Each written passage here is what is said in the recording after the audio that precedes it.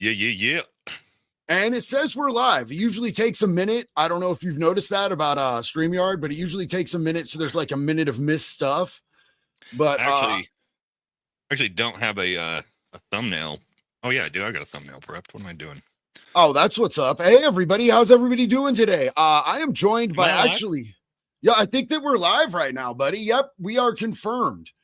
So look, man, I'm joined by a friend of mine that I've actually known for like 20 years, which is wild work to me, because when I saw his face pop up on all these thumbnails, I was like, holy shit, did somebody do a hit piece on me? Oh no, that's not me. That's that Valhalla VFT dude. He looks like a handsome devil. And finally somebody came into the live and said, yo, Valhalla says he's known you for like a long time. And I was like, oh, that's crazy. And I figured out that it's my buddy, Nate. Nate, welcome. Glad to have you here today, bro. Yeah, man. We've known each other a long time. I mean, fucking, we live right down the road from each other. Small world.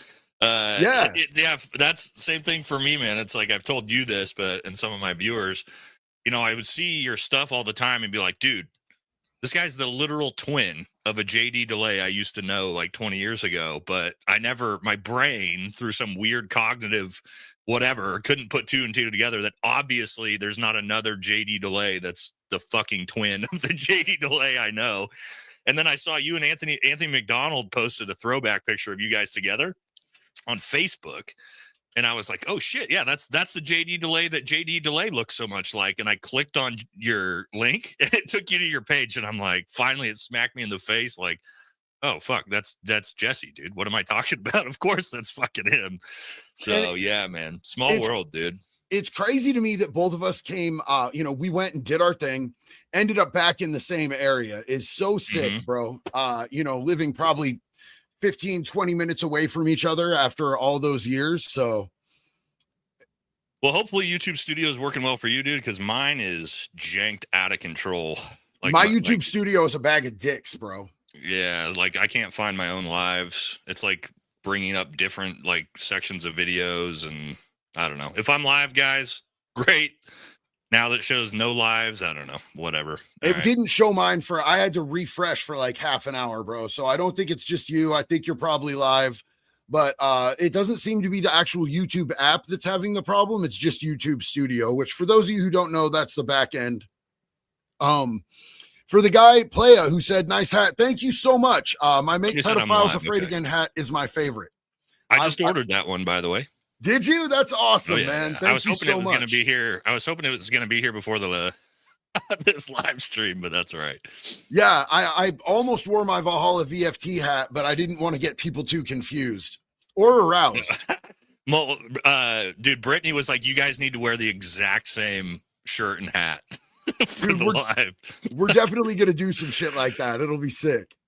We had a running joke me and JD was talking about. I'm trying to get him to do a thumbnail of like that matches my thumbnails exactly with the same hat and tank top, and then I'm gonna just like slide it into a video without saying anything, like a normal video, and see if anybody actually even notices. Yeah. There'll probably like one or two people be like, wait, what the fuck? Wait, hold on. But yeah, man. Look, man, we are here today to orchestrate the funeral for a fake motherfucker, an absolute dog water ass. I wouldn't even say a human being, because I don't believe that pedophiles are people. Yeah, buddy. And there's so many layers to just how atrocious of a scoundrel this scallywag is. And there's some of the stuff I can't speak on. I can't speak on stolen valor, because I can, and I don't know that much about it. But yes, my friend, you can, which is sick. That's kind of my MO. That's what Ben Azuli wasn't ready for. Is not only am I actually a Green Beret, but my MO is exposing fake fucking Green Berets and shit. So yeah, he kind of just like, I just kind of got into the space at the perfect time, and somebody sent me those videos of him being a 10-year counterterrorism invisible unit. And I was like, what the fuck is this guy? you basically, to stolen valor, you are to stolen valor what I am to pedophiles, which 100%, is incredible. Bro, that's exactly what it is. And this guy's both. Yes. So we get to like cross streams, bump swords a little bit on this, which is sick. He's the perfect victim. Yeah, well, I mean, talk about victims. He's definitely got a few of those. But So, yeah, for those of you who don't know, we're talking about the fake alpha male influencer Ben Azuli, who his claim to fame is he went viral for talking about how he once beat off 30 men with his bare hands. He's definitely orally gifted as well.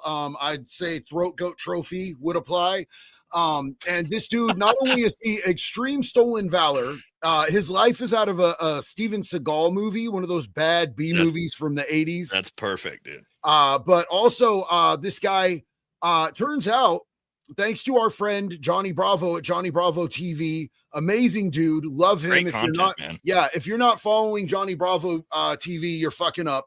But he actually exposed him for having gang raped a 15-year-old girl with his brother and one of his friends. Now, imagine. I don't know. I don't want to kink shame anybody. Like, if you want to follow after your homies once they've hit something and you want to swim around in their baby goo with your man meat, like that's you, bro. That's you. We're not here to kink shame. We're here to rape shame. But imagine that shit. This girl was incapacitated drunk. Now, I don't know. That's kind of a JD. That's kind of a theme on what's going on my channels right now, because you got Ben Azuli who did it, and then now the person who I just exposed again, old John Shrek McPhee, also has got a passion for taking advantage of unconscious women. It's funny how many of these fucking scumbags there are out there. Damn, that is crazy. You know that about old McPhee. According to him. You've talked to old Jimmy Watson, who's another great dude out there. Jimmy's my boy, dude. I fucking love Jimmy, dog. Jimmy's fucking great. So man. I guess he actually worked with him. Go out and see Jimmy next week, but I'm not going to be able to get out to Florida. But yeah, dude, Jimmy is the fucking man, dude. Love Jimmy. I love Jimmy to death, bro. He's great people, served our country. He's got, he's been through some similar stuff. He fought addiction, when he came back, and just a good, solid dude, man. I love his turnaround story. My favorite stories are the stories where people go through really dark shit and then they somehow turn it all around, This is great for my viewers because they're so ingrained into the most recent story. And it's the biggest criticism I had with McPhee is he has the dark, fucked up backstory, but he lied about it all.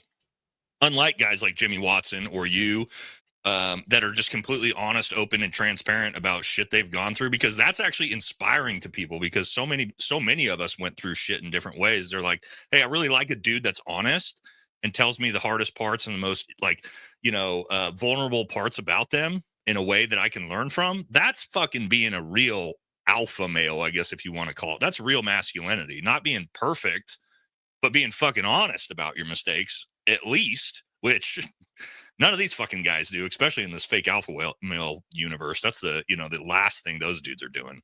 Yeah. So, I mean, we've got old pegged Watson, old stress test, fucking hid his paperwork in his booty hole Watson. We've got King Azuli. It seems like Watson is pumping out like a steady stream of these fake alpha male motherfuckers, which is kind of crazy. It's all Andrew Tate light, and I think what happened was Andrew Tate came on the scene in 2020 or 2021, and like this braggadocious, and I actually don't mind Tate as much as the fucking rest of them, but it's like he started this like alpha male grift, and I'm sure JD, you've noticed it's a fucking pyramid scheme. None of them have real products. None of them have real social media channels. It's just like everybody's got a coaching platform that teaches you how to be a coach to coach other coaches. Yeah, all of them. Absolutely. And the thing is that, and I know that you've probably seen this. If you go and look at like Azuli and Watson's channels, they bought followers, bro. Did you see my video where I showed everyone how to identify that? You can easily see it on Instagram. I'm sure but for the viewers, if you go to get off grid format and go to real format, and it'll show you each video's views. And if Ben Azuli's got 500,000 followers and he's doing 7,000 views a video with 13 likes, that ain't a real channel, boys. And that's how Wes's and Azuli's channels are. Yeah, absolutely. And if you want to dissect it with YouTube, there's really easy ways to do it with YouTube as well. Yeah. I went and checked out Azuli and Wes Watson's channels, and I was like, oh, okay, well, that makes sense why they get, a couple thousand views. 3,000 views a video. Yeah, it's insane, man. There's another dude, Digital Social Hour, who actually tried to get me. He wanted to fly me out to Vegas to be on his podcast, and he had 11 million on fucking Instagram with my God, with probably 25 videos. And I was like, what the fuck, that's bro? weird. And then I started looking up his YouTube as well. And I'm like, okay, he's got views on here. And then I go and I look at his comments. It's like, you've got fucking 500,000 views, but you have 13 comments, you lying fake motherfucker. Yeah, that's exactly it, dude. It's the fastest way to notice. Yeah. So, I mean, I think some of these cats just start pumping money into their channels and build a fake community. But you could see the dudes who are really doing it, because they'll have the comments, they'll have the likes, they have, everything to back it up. Myself, I've been religiously pouring myself into my community for a long time now. And it's just grown because people like people that are just authentic and just tell it like it is, man. Well, and you can tell, man, because you did a collab video with me, and I looked at it, and like an hour later, it had over 100,000 views, and I was like, oh shit, that's not from my channel. And so it's like, obviously, we do decent, right? Like our Instagram page isn't very big yet, but like I saw that and I was like, oh shit, dude, JD has a real following that interacts with his channel, unlike these guys who, I mean, I was looking at Wes Watson's, and it's like, he's got 1 million subscribers, and I went through his view numbers and compared them to my channel, and he does less views for video than my 20,000 subscriber Instagram channel. It's like, come on, bro. That's 50. You have 50 times more subscribers and you're doing less views. How is that even possible? Well, it's pretty possible when you're buying your shit. So Joe Trudeau said, hey, JD, that piece of shit Destiny, I don't know if you're aware of that situation. But he's live right now and said he set up a new PC. Yeah, I guess he just said he got a new PC and threw his old one away. Do you think he's disposing of evidence? I think that's highly likely. I think that him getting repeatedly called out for having child pornography on his shit, he might have figured, oh God, I better dispose of that evidence. But the feds can figure out ways around that. And he's been reported to the police. So hopefully he gets fucking nailed. Everything, I don't know about you, man, but it's like there's always just people that you just, like there's something about this fucking guy that's just wrong. And he's one of those guys. Every time I would see him, I don't care about the politics side of it, but like just something about him was just like, ugh, dude, you get that ick feeling, Yeah. And you're like, oh, shocker. This guy fucking diddles kids, man. Who'd have thought? Yeah. How much of a piece of shit do you have to be to have Hassan Diddy Piker calling you out for being a fucking predator, dog? Like, that's crazy, because Hassan is a stone like cold lowlife. Pedophile inception right there, bro. There's little layers to the game. Yeah. But that's crazy, man. I think we were gonna go ahead and take a look at this video. You and Johnny Bravo actually ended up on the thumbnail of this video, which is crazy. Congratulations. You live rent-free in King Ben Azuli's head.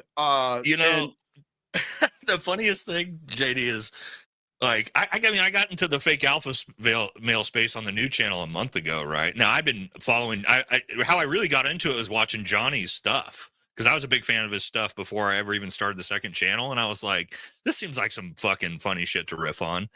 And I started doing content on him because he was obviously the most obnoxious and like the easiest target.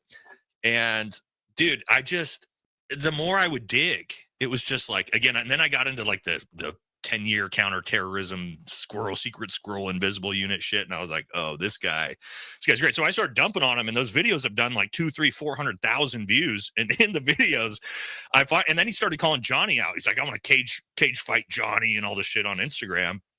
So I called him out in my video. I'm like, dude, fucking call me out, man. You can come on my podcast. I'll come fucking fight you in a cage. I'll do any of those things. You wanted to have a shooting competition, whatever you want.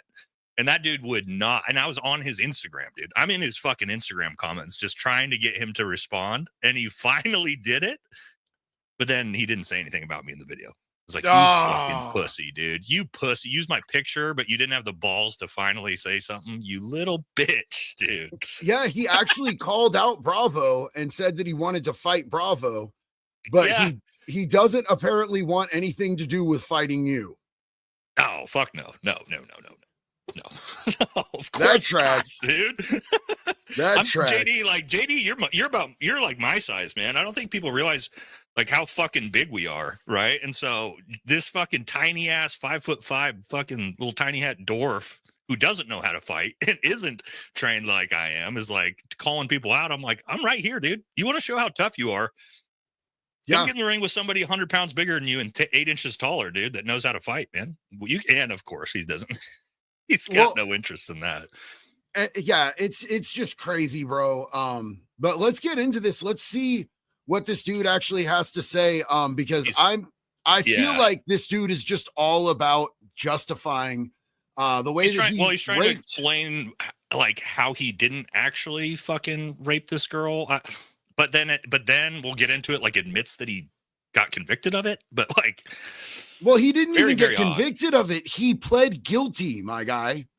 You know what I'm saying? Oh, I didn't know that. I thought he got convicted. I didn't know he just straight up pled guilty. That's fucked up. Yeah, I'm pretty sure. Dude. So to my recollection, I'm pretty sure that this dude took a fucking plea bargain. But let's see what this asshole has to say. And just everybody keep in mind, take this with a grain of salt. This is the type of dude who, with 2 friends, gang raped a girl who was literally incapacitated drunk, a 15-year-old girl, a child. Girl. And real quick, literal child. Before we jump into this, because I know that he's going to end up seeing this, just real quick, I just want to show you guys. I made these. This is it's a pacifier that says JD hurt my feelings, and it has a picture of a crying child on it. But, you know, it could be a crying man-child, too. So, Ben, if you want to claim one of these, bro, I could award you the first, JD Hurt My Feelings pacifier. I don't know if it's a violation of your probation to have one. It seems like it might be. Dude, but you know, I've got one for you. Before you start, JD, first of all, I have to get some of those made for my fucking community that loses their mind when – you know, I expose their war heroes. But hey, we should hit super chats before we start this. I think you got like 20 something in there. We got both the channel. I think it's both the channels come in together. Yes. So if we just want to blow through those before we get into the video, that way we don't like get a mile behind. Yes. So I'm about to lose this one. So let me just say, Seth said, JD, hope you're having a great day, bro. I am, and I love you. You want to run one? No, dude, you want me to teach you a little trick about how awesome StreamYard is? You see where it says starred? Holy shit. Are you kidding me? I just changed your entire live stream life, dude. All your super chats there, so you don't lose them. You can just hit starred and then you just go through them, brother. I had no idea, dogs. I just live in your shadow, bro. I'm basking in your glory and I'm getting a whole fucking tan, dog. That's so there we go. We can nail them right down. I usually just you can click on them too, and it shows them on screen, and then I just blow through them because they don't have to like search for them anymore, you know? Nice. So Dominar said, an alpha male is a leader, not a follower. So why does every alpha male on the internet try to copy Joe Rogan? Ugh. You know, I like Rogie, bro. I do too. I think Rogie's a good dude, bro. I don't think that he tries to be anything. I think Rogan just is, and he's authentic, and I don't think he's afraid to show who he is. I got a lot of respect for Rogan. I like Rogan too. Ghost Rider said, wood chipper cleaning funds. Thank you, homie. Detective Dub, the snitch, said, I called the police on my YouTube trolls again. JD, another trick. Actually click on it. Boom. There we go. Yes. Brent said, Nate, how many grenades did Ben Azuli throw during his super special military career? What's crazy is somehow less than Tim Kennedy, even though we're not sure how that's even possible. Speaking of which, we got the DK Sucks. Yes. All the tab shirts. Sorry for the short shorts, boys. I promise they're shorts. They're not underwear. Oh, yeah. I'm wearing short shorts, too. People are like, are you recording in your underwear? Maybe. Maybe there's nothing, dude. I don't know. Sit in my lap and find out, big fella. So we've got Mark said 90 to 98% of social media followers are fake. Christopher Fox, I believe this is from your channel, so you should probably read it, brother. Oh, yeah. It'll be kind of hard to tell the difference. Thank y'all for exposing the scumbag. Love both of y'all's content. Appreciate you, man. Yeah, dude. This is dude, me and JD have been talking about collabing together for a while. We just had a bunch of shit going on. I'm sure this ain't going to be the end of it, too, because, we've been boys for so long. So definitely not. We got to do some in-person shit, too. Yeah, we definitely do that. Again, we live like 15 minutes away from each other, so it's probably not an excuse not to. So do you know how to tell which ones are mine and which ones are yours? I don't know. Do you see the little black circle with the chain looking thing on it? Oh, yeah. Yeah, those ones would be mine and the others are yours. Okay. Got it. Blue said Chomos get the wood chipper all day, every day, homie. Hell yeah. And we got Elephantasm. Hey, JD, first stream I've caught since I moved to Washington. Hey, welcome, neighbor. You're right up north of me and Nate. Yeah. And I make sure to leave a real like and a real comment as many of your videos as I can, Bubba. I appreciate you, brother, always and forever. Patrick Rowe, thank you for the super sticker. This one's to Nate. Blue, we need both of you to touch on the club days. Oh, yeah. So JD, they do know what's funny. The funniest part about this is I've told like where I was before I joined the military, right? Like nightclub DJ, didn't really get into any details beyond was doing a bunch of stupid shit I should not have been doing and decided to join the military to sort of save my fucking life, I guess you could say. But yeah, I don't know how deep we want to go because me and JD used to fucking party pretty hard together. I don't know what Nate was doing. I was doing cocaine. Yeah. Cannot confirm or deny if we did all of the cocaine that existed back then. All of it. But were you at the house the night that Jared allowed Rodney to blow cocaine in his butthole through a straw? Yeah. Amber was gonna do it, but then Rodney cut the straw in half and it was too close to his butthole. So she was like, I'm out. I'm not getting that close. And Rodney's like, fuck this. Blows it in his butthole. And as soon as he pulls his face away, he like farted cocaine on his face. So my viewers are now like, what the fuck is going on? But yes, so as you can see, me and JD go back pretty far. It was some pretty wild shit. That was, again, this was almost 20 years ago now. So and Nate didn't participate in any of that. He was sipping Chardonnay in the corner. I was a witness to it. But yeah, we go back. We might do a stream sometime where we just like fucking bring up old stories from back in the day, man. That might be fun. But old shout out to DJ Slut Magic. But yes, if I will say this, because JD, you know what's funny is so often now, because I expose guys, people are like, just wait until someone exposes you. And I'm like, okay. But then I'm like, well, hopefully JD doesn't get pissed at me because they're the only person who I know who knows anything about fucking the party days. Not that we were doing anything like bad, like Benazuli type bullshit, but we had a good time. Right. So I think the only stuff to expose is like normal American early adult shit, bro. I mean, we didn't allow sexual predators in our midst. And then when we found out that some people were them, then we X'd them out of the fucking crew. Sometimes they got beat up. I think it's the weird sex shit that's mainly like we weren't involved in a Diddy circle, bro. No. Well, I think like some of the older crowd, you know what I mean, was doing some weird shit, but like that we were in our like 20s when they were in their 40s, and so that was kind of a weird.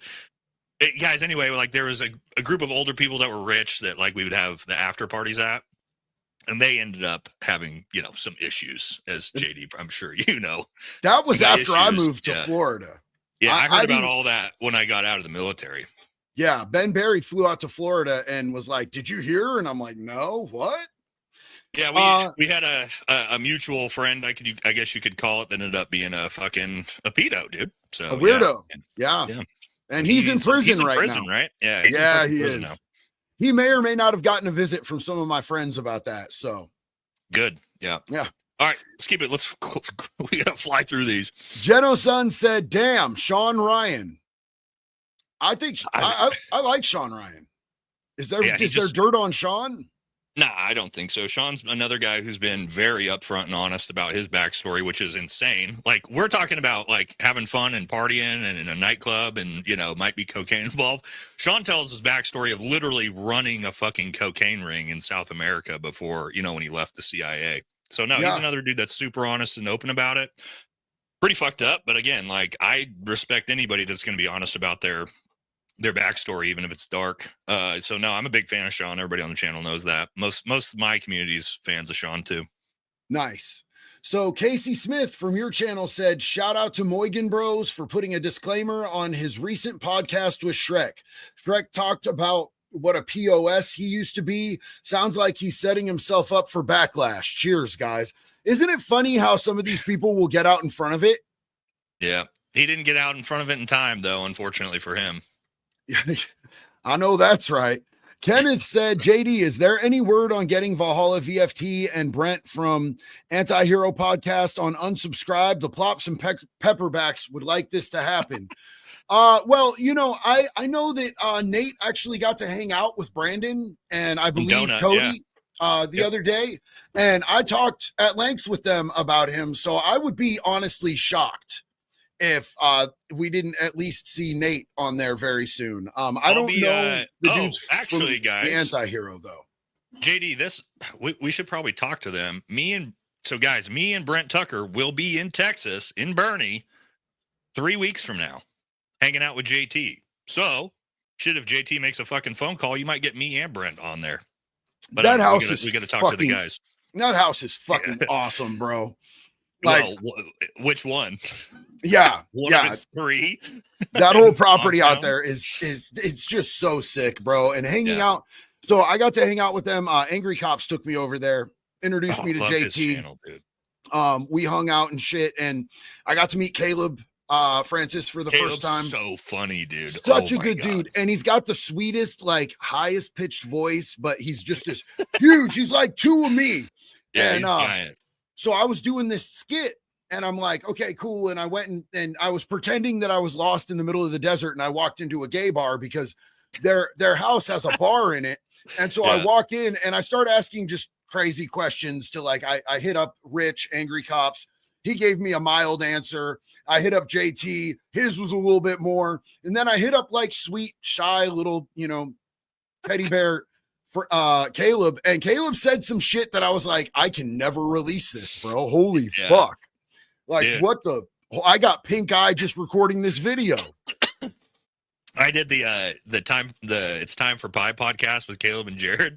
Yeah. And dude, Caleb had me rolling the entire time. Just the shit that would come out of his mouth. I was like, dude, where is this even fucking coming from, dude? Talking about, like, using a meat tenderizer to, like, circumcise himself and all this crazy shit. You're just like, oh my God, dude. Damn. Yeah, he's a funny dude, man. So Blue said Johnny Bravo would destroy Kazuki. I 100% believe that Bravo would fucking mix that dude he's up. A big boy, dude. Yeah. I don't think people realize he's as big as he is. From what I've heard, he's a fucking big dude. So you can't really tell, like, the cameras, like, we don't do the Wes Watson angles where he's like, there it is. You know what I'm saying? There like, it is, boys. He's always like, you ever wonder why Wes is always sitting like this and looking at it? So he can flex on you guys. Right. He is doing this to purposefully flex on you. He's using angles to try to constantly make himself look bigger. Dudes like me and Nate, you're not going to be able to tell what size we are because we're not trying to, like, use angles to, like, be Instagram male models in our shit. We're just dudes, but we're big dudes. And Caleb is fucking huge. Johnny is definitely one of those dudes who's understating his size, bro, and his physique. 100%. Yeah. So Greg said Plops and Pepperbacks represent. Love you both. Yeah. You know what the Plops and Pepperbacks are, don't you? Yeah, I just learned about this. I just learned about it the other day because people started leaving that in my comment section. They're like, the Plops and Pepperbacks want you on the show. And I'm like, what the fuck are you guys talking about? But yeah, I love it. Oh, hell yeah, dude. Blue, what up, brother? Blue said Chomos get the white shiver. I got to lean back to yell. I got those tank tops coming, dude. I'm stoked because I get to wear them now in all my Benazuli and Wes Watson videos. Yes. Army Nation said my favorite Kennedy is Oh, Kennedy so I is got Tim's shirt. Love you so both your he kind of shows. messed it up. My buddy, that's another Green Beret, the Sticky Green Beret on Instagram. He's got one of the big Green Beret meme pages. He has a shirt I wore earlier on my episode, and it says, "My least favorite Kennedy is Tim." So if you're looking for Yes. that shirt, go to the Sticky Green Beret Instagram channel. My buddy Alex sells that shirt, so that's where that came from. Hey, and for all you plops and pepperbacks out there, just so you know, let's real quick. If you're not drinking Oh the shit! unsubscribed flavor of Echelon energy drinks, the Killer Apple, let me just tell you, you're missing out. There's going to be 2 new flavors coming out soon that are unsubscribed flavors. Those are going to be incredible as well. I don't know if you can get these right now, if they're completely sold out. I got on there and ordered 2 cases and they sent me 2 for free. But if you can find it, this is the most delicious shit ever. I would boof this and I probably be sticky, probably be a different, but it would make me happy. Even my butthole craves Echelon energy drinks. Killer Dude, Apple, unsubscribe. I need to get dude, everybody I know does stuff with them. They haven't talked to me, man. Now I kind of feel left out. A bunch of my boys are doing work with Echelon. Bro, yeah, I think it's just a matter of time, bro. I think it's just a matter of time with you. The janitor said, love both of your channels. Keep it going. Thank you so much. And thank you to everybody who's doing these supers, man. We definitely appreciate you guys. So small. That's what she said. Davis Druid, do you guys know any SEALs that have sons that don't acknowledge pay child support for? Come on, man. Are we talking about David Goggins? No, he's talking about DJ Shipley, who I'm friends with DJ Shipley, man. I'm not getting into his personal shit. I like DJ. Everybody knows that. I'm a big fan. Well, don't know what's going on. So there's a bunch of shit, family shit. So backstory, JD, for you. So there's Don Shipley, who's a Navy SEAL, who has a huge YouTube channel, whose son, DJ Shipley, is a SEAL Team 6 operator who has a YouTube channel. They do not have a good relationship at all, to say it nicely. And so there's family contention that goes on back and forth with shit talk. And it's like, I don't know. I'm not trying to get involved in fucking father-son drama. You know what I mean? I don't feel like that's any of our business. Are they chomos? No, great. They're both great dudes. But again, there's family shit and fucking all this stuff that goes into it, which again, both very, very successful. But I'm not trying to get involved in like a father-son fucking drama situation, man. Well, that's man, not for me. Here's my thing is like father-son is like on a whole nother level, but even just grown men having disputes.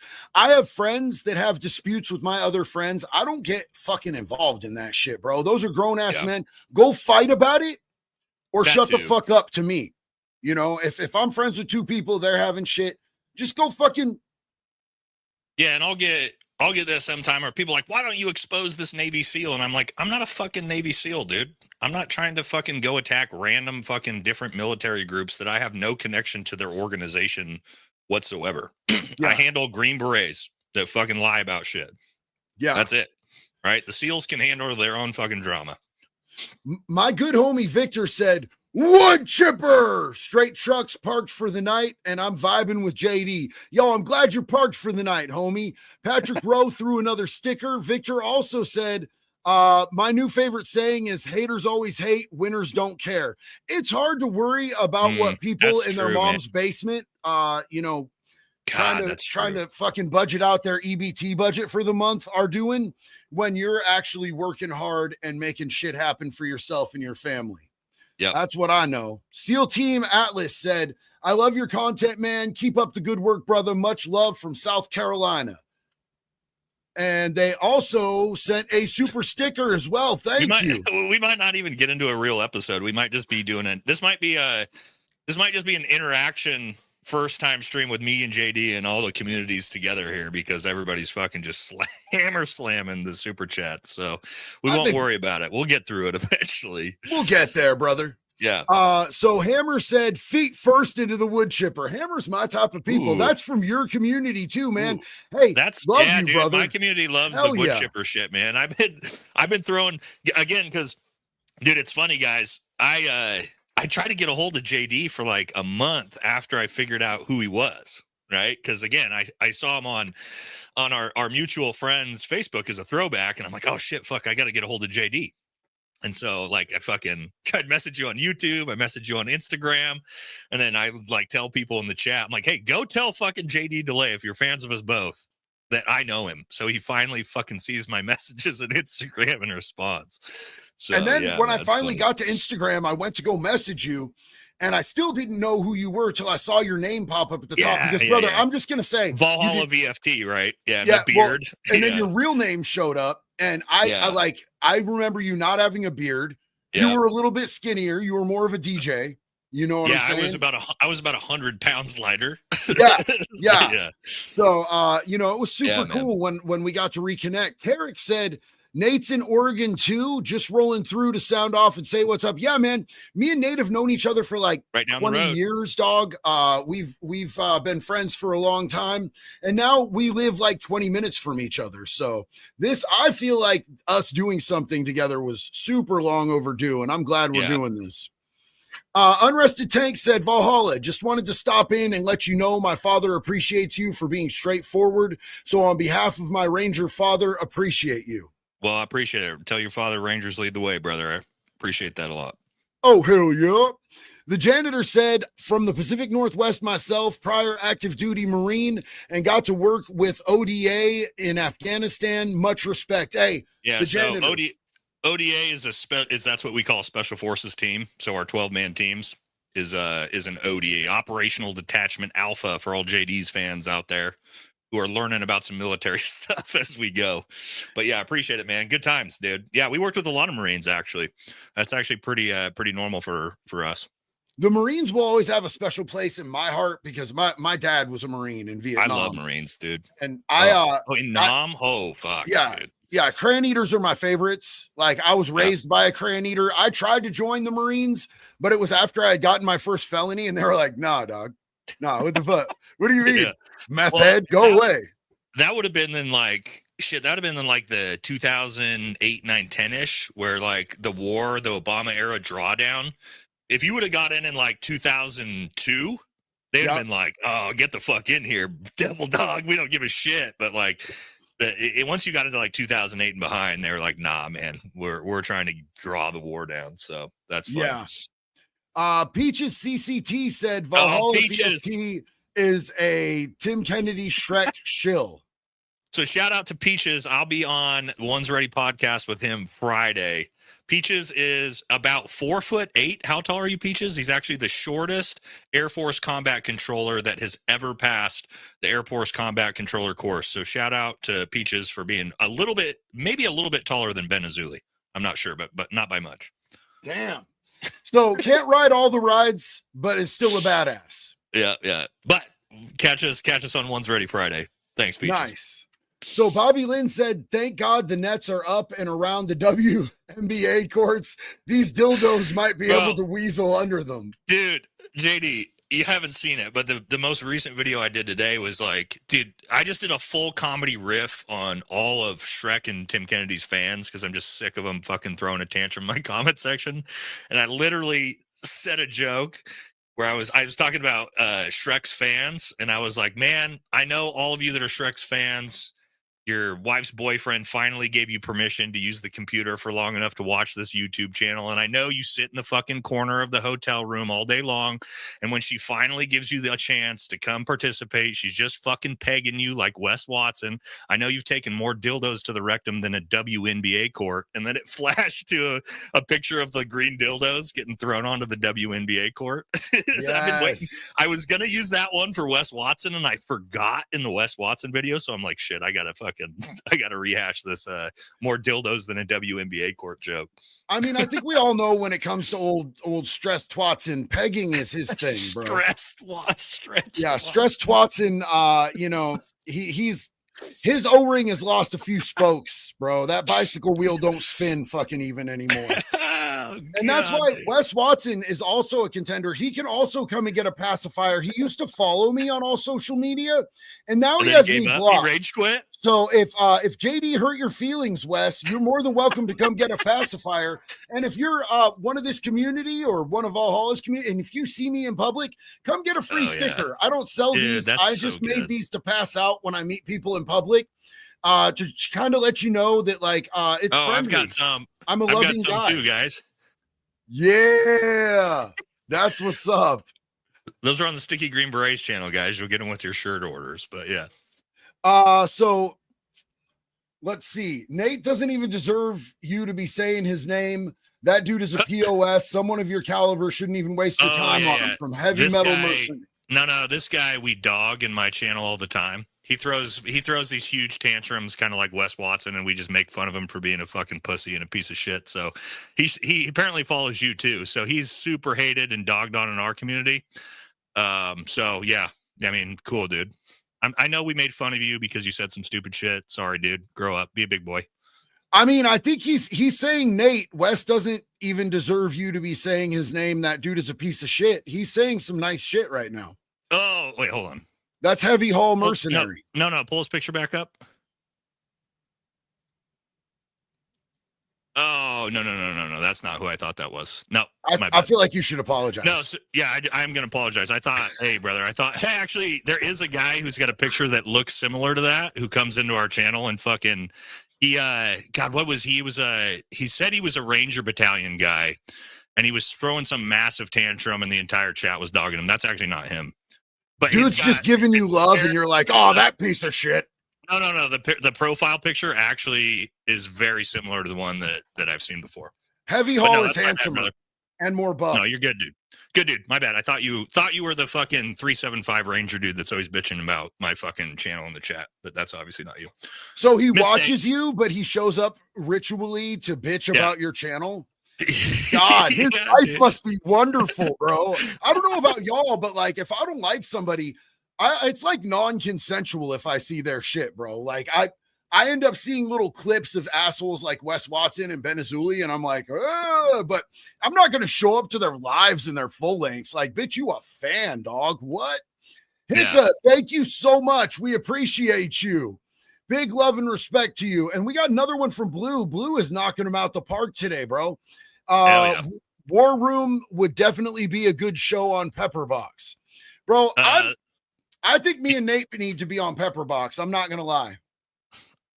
Is that do they have? Is that like Rumble? I know they do their, or is it a YouTube channel?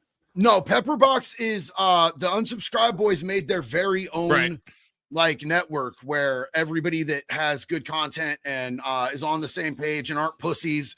And are willing to go on the internet and say cool shit like retarded. They could go over to Pepperbox and do the unfiltered shit. A lot of it stems from like YouTube's limitations on gun content as well. Dude, that's why I don't do gun content. Even though I got a firearms business, I don't do gun content because it's not fucking worth it. My Instagram doesn't have, it's only got 25,000 followers because it's been so heavily shadow banned for firearms stuff that I finally just threw in the towel and was like, I'm not doing firearms content anymore, man. Because they'll just hammer you into the dirt.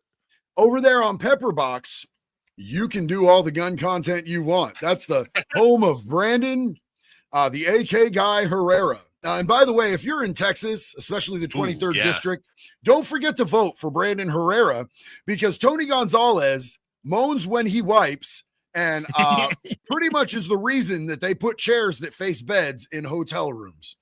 AI Anon Art, big love and respect to you, family. Much love. Appreciate you.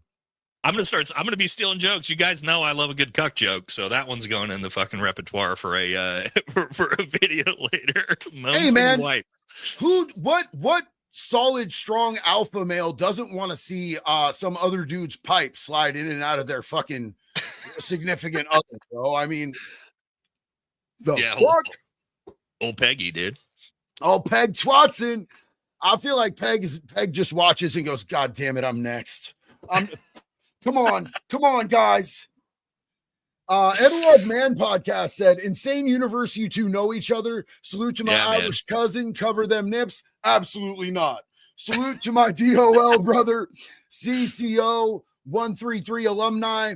Oh shit, I'll man! fight King Douche. He'll Hell fight yeah, King dude. Douche. That's another Green Beret right there. Dole do Presley Bear. That's what our big our logo back here says. It's the Green Beret slogan. I love that guy, bro. That's my Irish homie, bro. Tarek said, I'm only 5'7". I got a little gut, but these tree trunks for necks and legs, I don't look like much, but I'll tear it up. Look at the strongmen contestants. Hey, I'm not dissing dudes that are like, vertically challenged or anything. I just, dudes that like King Azuli who come out here and act like they're God's gift and like they're the toughest when they're really like they're into raping 15-year-old girls. Don't get me wrong, man. I'm not talking shit on short dudes like you can't fight. Most fighters are fucking short, first of all. So yeah, like short dudes can fucking fight. I mean, shit, remember Dustin Woods, my best friend back in the day. That motherfucker would fight everyone and anyone, and he was 5'6". But something about these, it's all the fake alpha males who are all they're all 5'6", 5'7", but lie and say they're 6 feet tall. That's the guys where I'm like, dude, just be on. Who cares, man? You're 5'8", you're 5'10". Bro, don't say you're 6'2" when you're 5'7", like Wes Watson. If you're literally buying shoes to make you look taller, you're a fucking he buys lame. the big 4 inchers, dude. Yeah. He loves 4 inchers. They make him feel at home. Reminds him of when he looks in a mirror, bro. But remember back in the day when they had Rockin' Ranch, speaking of Dustin Woods and fighting in Eugene, remember when they decided Rodeo. Rockin' Rodeo. Yeah. So Rockin' Rodeo, where they decided, okay, so we're going to make half of it a fucking country western bar club, and half of it a hip hop club, and nothing could possibly go wrong there. And then there's like me and Dan Densmore and fucking Dustin Woods. Remember walking around that thing with a big pink dildo, slapping dudes with the dildo? Dude, that's the 3 of you together. Shit, fucking, that's a dangerous situation, bro. Yeah, we got the 2 buddies we're talking about. Both are fucking scary in a fucking bar fight too. So yeah, Dan's great, man. I fucking just talked to Dan a couple days ago, man. I love Dan, bro. He's such a good dude. Yeah, Diesel Gaming said, "Sup, fuggers, love y'all. Hey, we love you too." Kenneth said, I just ran out of Killer Apple and they're sold out. Damn it. They're sold out of the Killer Apple. It's liquid cake. I got the caffeine. Have you ever seen these? No, these what are those? Balls? They're buzz balls, dude. They just started selling them in a Dairy Mart. They sell them down in Texas. And the Dairy Mart here in Junction City just picked them up. So are they sugar-free? No, they're like Mad Dog 2020 in a fucking little plastic can, dude. Oh, they're homeless. It's homeless people booze, dude. I've got people are gonna laugh. I've got an affinity, JD, for homeless people gas station booze, dude. Like, dude, it's my jam, dude. You're gonna do so good on the Unsubscribe podcast, bro. Like, you're gonna fit in so well over there, dog. I'm just gonna tell you, it's gonna be fucking. I'm usually like hitting the plastic wine version of Fireball. That's like the gas station ones on the channel, dude. Yeah, people are like, "What the fuck is wrong with you? Like, why are you a child, dude? Like, grow up, Peter Pan. Go get real alcohol." I'm like, I like it, dude. Fuck, bro, your guts got to be made of fucking steel. Yeah, I got lucky with a good stomach for sure. So Kenneth brought up a good point. I understand. Here's the thing. I actually talked to Nick, the fat electrician, about this because he's part owner in Echelon Energy Drinks. Oh, is he? I didn't know that. He's part owner in fucking everything, dude. Part owner in Bunker Branding, which is where all of my merch is. Part owner in Echelon Energy Drinks. He owns 12 different dildo companies. That's the missing triplet between me, JD, the missing YouTube triplet, me, JD, and Fat Electrician, dude. Bro, Nick's such a good dude. You guys are going to get along so good. He's so in on the joke too, that all of us are fucking triplets, dog. Like, he watches your content, just so you know. Oh, really? Yeah. So funny because people will be like, I only clicked on your video because I thought it was Fat Electrician. I'm like, and once I started seeing a lot of that, or JD Delay, and I'm like, this is a winning recipe right here. I'm just gonna filter their viewers in thinking they're me, dude. Yeah. So what Kenneth had said though is that it's like half the caffeine content of the other ones. The spicy energy drinks are 300 milligrams, and it's a small can. And I love that because I drink energy drinks all day long. So if I could drink less carbonation, get that fucking rocket fuel, but there's just something about the taste And Nick just said that he didn't want them all to be like obscenely and aggressively caffeinated.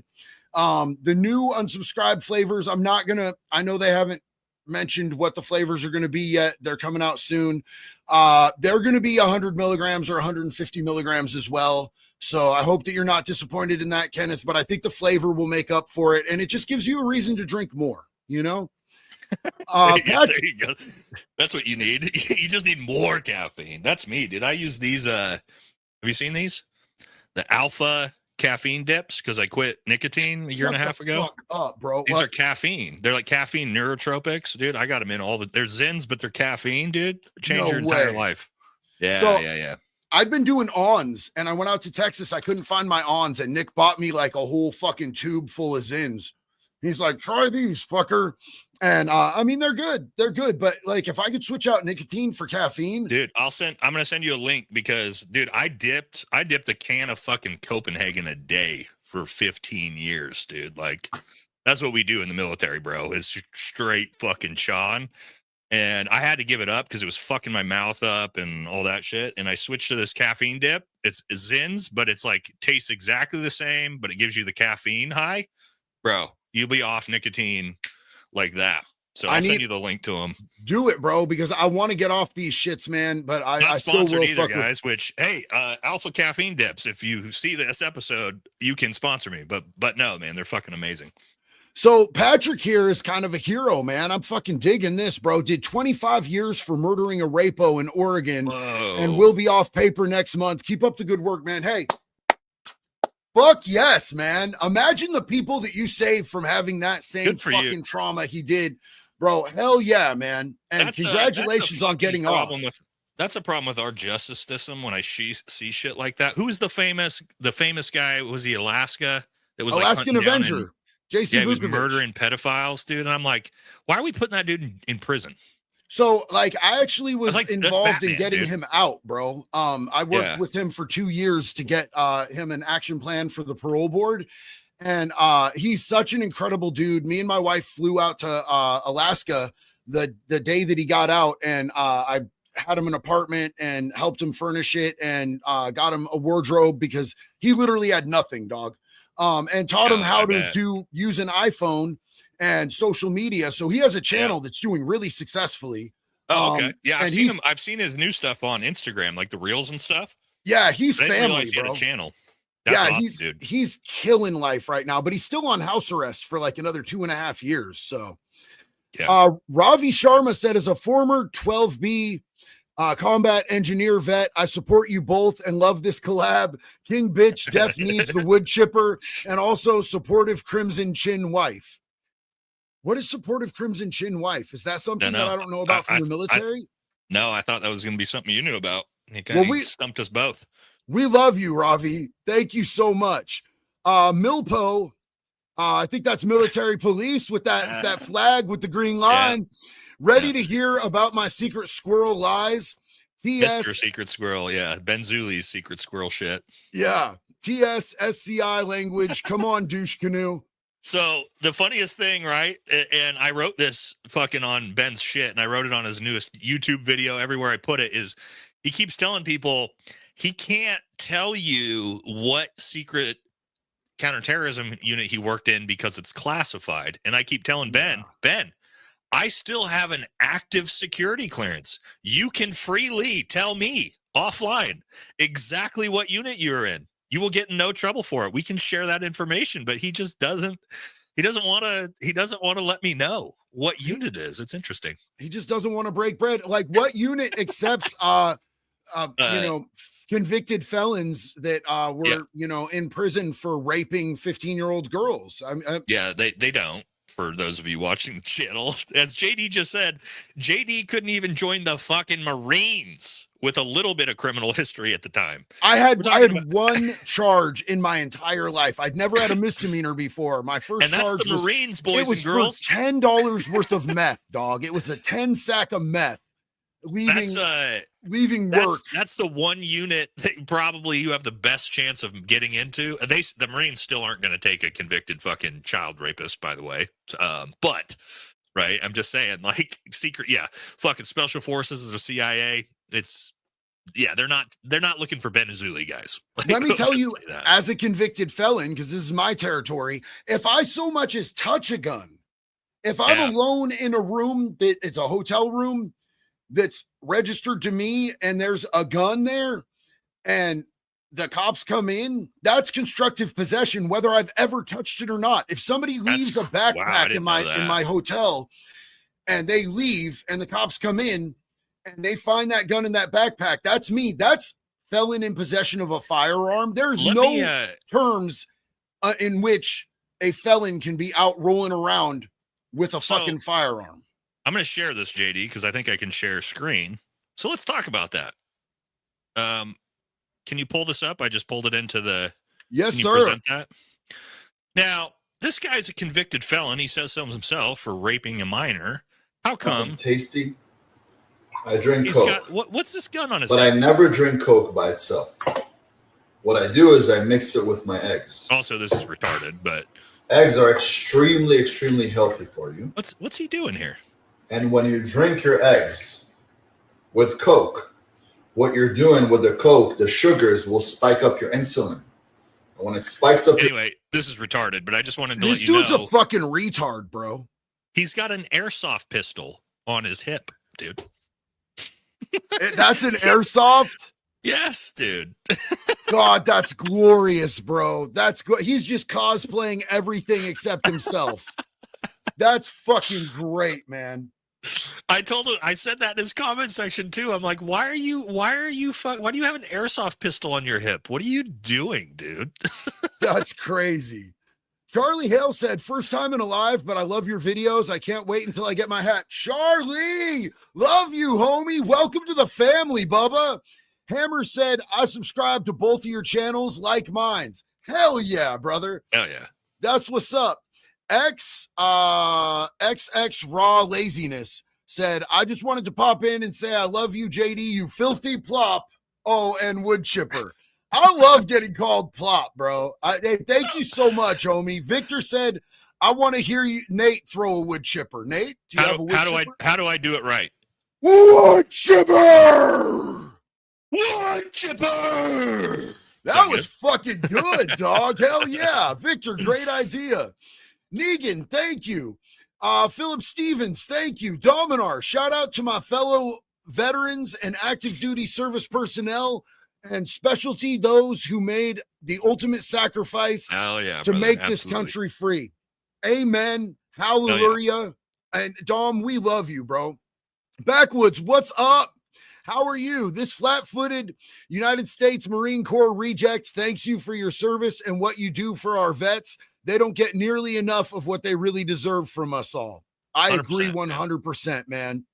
100% and wholeheartedly. Christopher Bell, thank you so much. What up, JD and Valhalla? Wood chipper with the dull blade for pedos. Ooh, the dull blade. So you got to, there's a method to this, my man. You got to put them feet first, slow mode. Okay. You know what I'm saying? Because they got Is this like depending on how much of a chomo they are? Like how they get put in the wood chipper? Well, here's the thing. If pedophiles were people, I would say it's like a spectrum, like autism or retardism. But pedophiles aren't people, dog. So I think they all deserve the business the same way. Oh, Joshua Gooding, thank you so much, homie. Joshua said, question for Nate. Here you go, Nate. In your opinion, how come guys like Shrek and Kennedy can pass selection, become cool SF dudes, and still be so insecure they have to lie to feel tough or badass? P.S. Love you, JD. I love you too, Nate. So that's like this crazy psychological dilemma we've actually been trying to figure out, right? So it kind of makes sense what they have. They have this like severe insecurity that's also with narcissism at the same time. Same thing as Wes Watson and Ben Mazzulli and all that. It's the same like sociopathic profile, but for whatever reason, some of these guys like manage to get successful into these spaces. But then what happens for someone like Tim Kennedy or Shrek is they see the people around them actually doing shit way more impressive than them and actual war heroes and all this. And then they get out and go, well, my stories aren't actually that cool. So I like have this huge insecurity that I need to inflate myself and my ego and my image that like makes me into this war hero. Whereas like someone like me that like I was raised by a Green Beret, I don't give a fuck about the war hero status. I don't tell my war stories. I have all the awards for it, but I'm like, dude, who fucking cares, man? Because the guys I worked with, I felt like were far more heroic and badass than me. And that's cool. It was like I had a great career and I did a lot of cool things, and that was good enough for me. That like you would think for JD, right? Like that type of thing should be good enough. But for some guys, and I mean, we know how they are. I'm sure in the prison scene, the prison cultures, that is the same thing. Like they gotta make up all these fucking stories to make them a tougher guy than they really were. I don't think it's that rare. I just think it's like the military version of what we see from all these same type of fucking dudes in all these other spaces. Like old zipperless suitcase Watson. Yeah, for sure. And guys, there are a lot of parallels between prison and the military. And there are people that lie about what they did in prison and the work they put in. There's a reason that I've only told stories. I've told maybe 2 stories about fights I was in out of all the fights I was in prison. One was a dude that was smaller than me who fucked me up. Like, you know, we both winded out in the end and we were like, you done? Yeah, I'm done. So like, you know, it's not like it was one of my homeboys from my own gang, but bro, my face was lumped. There was like blood seeping out my pores. He definitely got the best of me. And I tell that story because there's a moral behind it, because it's like, never underestimate the small guy, bro. The small guys, you got to keep your eye on them small guys, bro. Dude hit me harder than anybody's ever hit me in my life. But you know, Wes loves to tell all these stories about shit that I guarantee you he never did and everything, but please don't ever refer to that as stolen valor. Let's save valor for people who've had, because people have done that in the comments. Is this prison stolen valor that Wes is doing? No, it's just being a fucking lame. Let's just call it being a fucking lame and leave the valor for the actual heroes who've served this country, sacrificed their life, taken years away from their families to go. And, you know, whether you agree with what the government has them doing or not, their heart and their intentions were in the right place, and they put their lives on the line for all of us. So let's save that for them. I want to say this real quick. Commentary Connoisseur, thank you so much. I just saw this. I'm going out of order, but this is a 50. So thank you. Ooh, sorry I'm late, but I made it. I got to go though. Oh no, my wood chipper is down because my dumbass forgot to take the thick glasses off the Chomo. Oh no. What is that? What were those? You make Chomo 5000. I like baby oil because it smells like babies. Oh my God. I forgot he was even wearing them, and now they're jammed in serrated carbide blades. Darn. Love you, Commentary Connoisseur. So let me ask you this, because I asked the unsubscribe guys, but I want to get your opinion since stolen valor is kind of your thing. I have people who will come up to me in public and say, hey, man, thank you for your service. And I'm always like, you look like every fucking soft dude ever, dude, just like me. So people immediately are going to see you and be like, oh, that's a fucking probably a soft dude, or a fucking infantryman. Yeah. Almost every single time, categorically, I'm just like, I serve time, not my country, but thank you so much. I appreciate you being kind to me. Yeah. The other day in the airport, I was running from one plane to the other, and a dude was like, hey, thank you for your service. And I was like, you're welcome. Did I stolen valor? No, dude, not if you're like running. They said it was assumed valor. Assumed valor. Yeah. That's kind of a good one. They're like, no, he put assumed valor on you. You're fucking big, fucking bearded, tattooed white dude. You look like every fucking Green Beret or Navy SEAL that's in existence, including me. That's why everybody thinks we look the same. So, I mean, the thank you for your service thing. Dude, as long as you're not like you are going up and telling people like, hey, I did this, or like you're trying to like fucking impress whoever, it's not stolen valor. Somebody thinks you were in the military and thanks you for your service. Say I wasn't in the military, whatever. Who cares, man? I always make it weird. But what I know it's also a very weird thing for veterans. Almost every veteran I know hates and it's kind of a weird thing to talk about because we appreciate civilians saying it, but it feels uncomfortable when civilians say it. And I had how to respond to it as a veteran. I had my dad's best friend, Jim Day, Mac VSOG operator. Guys who are fans of the channel saw him with me and Brent Tucker on the Anti-Hero podcast. Fucking we talk about real war heroes, like real fucking war hero from Vietnam. He told me from the time before I joined the military, when somebody says thank you for your service, he says you're welcome, and just carries on with his fucking day. And I was like, at first I was like, fuck, that's kind of like arrogant, isn't it? But then I thought about it, and I'm like, no, they're saying thank you for your service, and he just says you're welcome, and continues on with his day. And I've used that sort of from then on, of like, because the weird thing people usually as veterans say back is like, thank you. Someone says thank you for your service, and you say thank you, and you're like, does that make any fucking sense? Like, you said thank you, and I said thank you back. But if you just say you're welcome and move on, you be respectful. Yeah. But like for you, dude, yeah, people are probably gonna think, like, if me and you were walking down an airport together, and we were in fucking like khaki pants with fucking black t-shirts and fucking ball caps, like everybody in the world would be like, oh, there's two fucking military guys. Yeah. You know what I mean? Like, this is how every dude in the military looks, you know? It's either military, prison, or a band. So yeah. Oh yeah. There you go. Yeah. But the other day I actually had somebody, I told him, oh man, no, I served time, not my country. And he was like, no, I know. I watch your channel. I mean, thank you for your service with exposing these pedos. And I'm like, fuck yeah, I'll take that one. Okay. Yeah, cool. Yeah. Yeah, that works. Mark Steele from your community said, it's about time you two lads got together for a show. Keep pissing on these fake alphas and throwing these pedos into wood chippers. Hoo-ah! Hell yeah, bro. Dude. Yeah, this is the fake alpha male's worst nightmare. Fucking, like, all of a sudden one of JD's boys that's a retired Green Beret enters the space with him to start shitting on these dudes. Oh, fuck. Now you got a real prison culture dude and a real military dude both shitting on these dudes making up stories about being in both, man. It's kind of like the perfect harmony for that. So Victor said, I wonder if Wes soap socked yet. Got soap socked yet.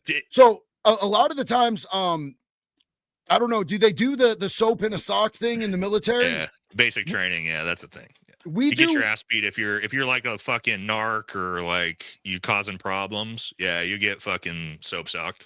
Yeah, so we do locks in prison, and the sock stretches too much to be like an accurate aim. So the better idea is to use a belt, so you can aim the trajectory. It's not like so flexible and elastic, so you can actually get them. Because the last thing you want to do is like end up missing, and then they get in close to you and they fuck you up, bro. The belt is definitely a better hit. Jasmine Rose said, or got a membership, and she said 1 month member, but she's an OG for real. She's my main moderator. Yeah. Nice, dude. Nice. Petrified Turd, bro. Your people have great names, just like my people do. Petrified Turd said, get Nate on unsubscribe, the pedo hunter and the Green Beret killer. That would be sick to get both of us out there at the same time, that bro. Would be. Yeah. You would absolutely love those guys. You guys would all vibe. And we'd probably get canceled. I'm here for it. Let's go. Yeah. SEAL Team Atlas said, VFT, I love your YouTube videos. JD, I love your Instagram reels. You are both the best comedy and info. Love you, VFT, trying fume and cardine powder. Nice. Where's man. my nice. Fume? I don't have it with me. Fume, yeah, it's like a vape, but I can't say it's a vape. It's not a vape, but it's like a flavored air. So it's like doesn't have any nicotine or any of this shit of it. But I used to vape. JD, my big thing with nicotine, I was like can of dip a day and I vaped. So I'm like, dude, I was just fucking pumping nicotine. Yeah, there it is. You got one right there. Yeah. That's exactly what I'm talking about. Have you been sponsored by them yet? Yeah. Yeah, they're really cool, man. They're a solid outfit, bro. Victor said, feed your mods, Dr. Dre be goated. Dr. Dre is always goated, man. Dr. Dre Light is my dude, bro. Big love to all the mods on both of these channels. Pie Man said, hey, JD, just bought Guy a bunch of your shirts and some unsub ones. Can't wait to go around Florida in a wood chipper tank. Yeah, dude. Yeah, I'm waiting on my wood chipper. I got two different ones, two of the wood chipper tanks, and the red one, the red hat you got on that I got coming. Nice. As well. Oh, yeah. Negan said, love your message, JD, wood chipper. Tim said, Afghan 2013 saw a local bang goat through thermals. What's a bang goat? Is that a goat that gets banged? He said he saw a local, which would have been a local Afghan fuck a goat through thermals, which is a thermal optic you put on a sniper rifle scope. Yeah. So you can actually see in thermals is a little bit different than night vision. It actually shows the heat signature. You've probably seen something like that. So what he's saying is he was probably fucking watching through a thermal scope or a night vision. He saw a normal Afghan fuck a goat. Is probably what he's saying. That's fucking not wild, bro. Not that rare. Yo, we got Dubs in the chat. Dubs, what's up, man? How you doing? I love Dubs, dude. Dubs is good Dubs people, has man. been reacting to some of my American Thor videos, dude. His shit's fucking funny, dude. Dubs, I fucking love you, brother. I appreciate you sending people my way to my channel, man. Your content's great. I've been a fucking Dubs fan for a long time, man. Him and my buddy Gunner, bro, they're fucking incredible. Ghost Rider said, start up a fund for more wood chippers. Oh, hell yeah. Aegis Merc said, Nate, you're awesome. Keep it going. What's up, JD, I'm just seeing your stuff and it looks great so far. Look forward to more content. Hey, Merc, love you, dog. One of my good friends goes by Merc. It's Mercules. He's a rapper from Canada. And that dude is fucking incredible. I actually went out to Bend and hung out with him for the day. And he pulled me up on stage. And I was like, oh shit, sold out show. I'm on stage. And he's like, y'all know JD Delay. And it was crazy because our like crowds must have a lot of correlation because afterwards he was out signing shit and we stayed and people were, I signed, I've never signed that much shit, bro. That's like, crazy. It was such a good crowd too. Dude, I get like recognized in the airport by like one person on a trip and be like, wow, I'm really getting out there. Bro, I mean, I'm way behind you, but that's all right. There's 3 people in TSA at the Eugene airport and I live like 5 minutes from the Eugene airport, but there's 3 people out there, 3 different dudes. Well, you got to live closer to me than I thought, dude. I live like 10 minutes from the Eugene airport. Facts, we must be real close. Yeah. So anyway, I gotta get out. I'm coming out to your house sometime in the next week or so. We're gonna fucking hit the workouts. Hell yeah, dude! Come to the home gym. Victor said, "Should we tell Nate how you learned bricked up?" Oh my god, what's bricked up? God damn it! So I love you, Victor. So being bricked is apparently. So somebody came in. A dude named Black Dude came in the chat and threw a super chat and said, JD, I'm bricked up watching you right now. And I thought that just meant like, yo, I'm excited. I'm stoked you're here. And I'm like, hell yeah, bro, I'm bricked up too. And everybody was like, whoa, that's fucking gay. And I was like, I don't know. Are we just too old? Dude, I've never heard this before. It means erect. So I made bricked up shirts for Valentine's Day last year after that. Bricked up shirts and hats and hoodies with a little heart around it. None of my viewers have told me they were bricked up watching my content yet. So I need to, I don't know if I need to get a broader audience or what I need to get. But brother, I'm bricked up right now. Tom said, IT guy here, non-military, just a fan of your content, man.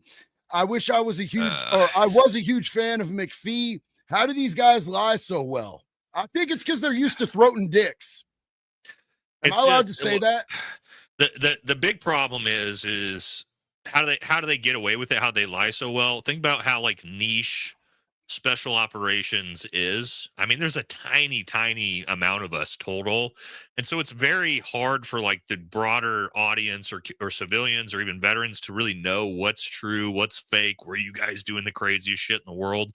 And so they get away with it, man, like, because there's been no like real fact checked up until the last couple of years. Really, Brent Tucker from Anti-Hero Podcast was the first one to start being like, wait, does this story make any fucking sense, Tim Kennedy? Right? Like digging into these things. So they just got away with it because nobody fucking kind of knew better for long. But those days are fucking over, as you guys have seen. So it's kind of the same with prison, bro, because nobody really knows what's going on anything in prison unless you've been there.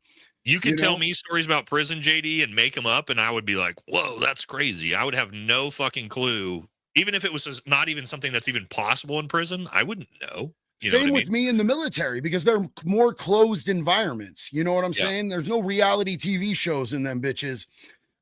So one of my mods that I love so much, Abby, asked if you know about my Mayo incident, Nate.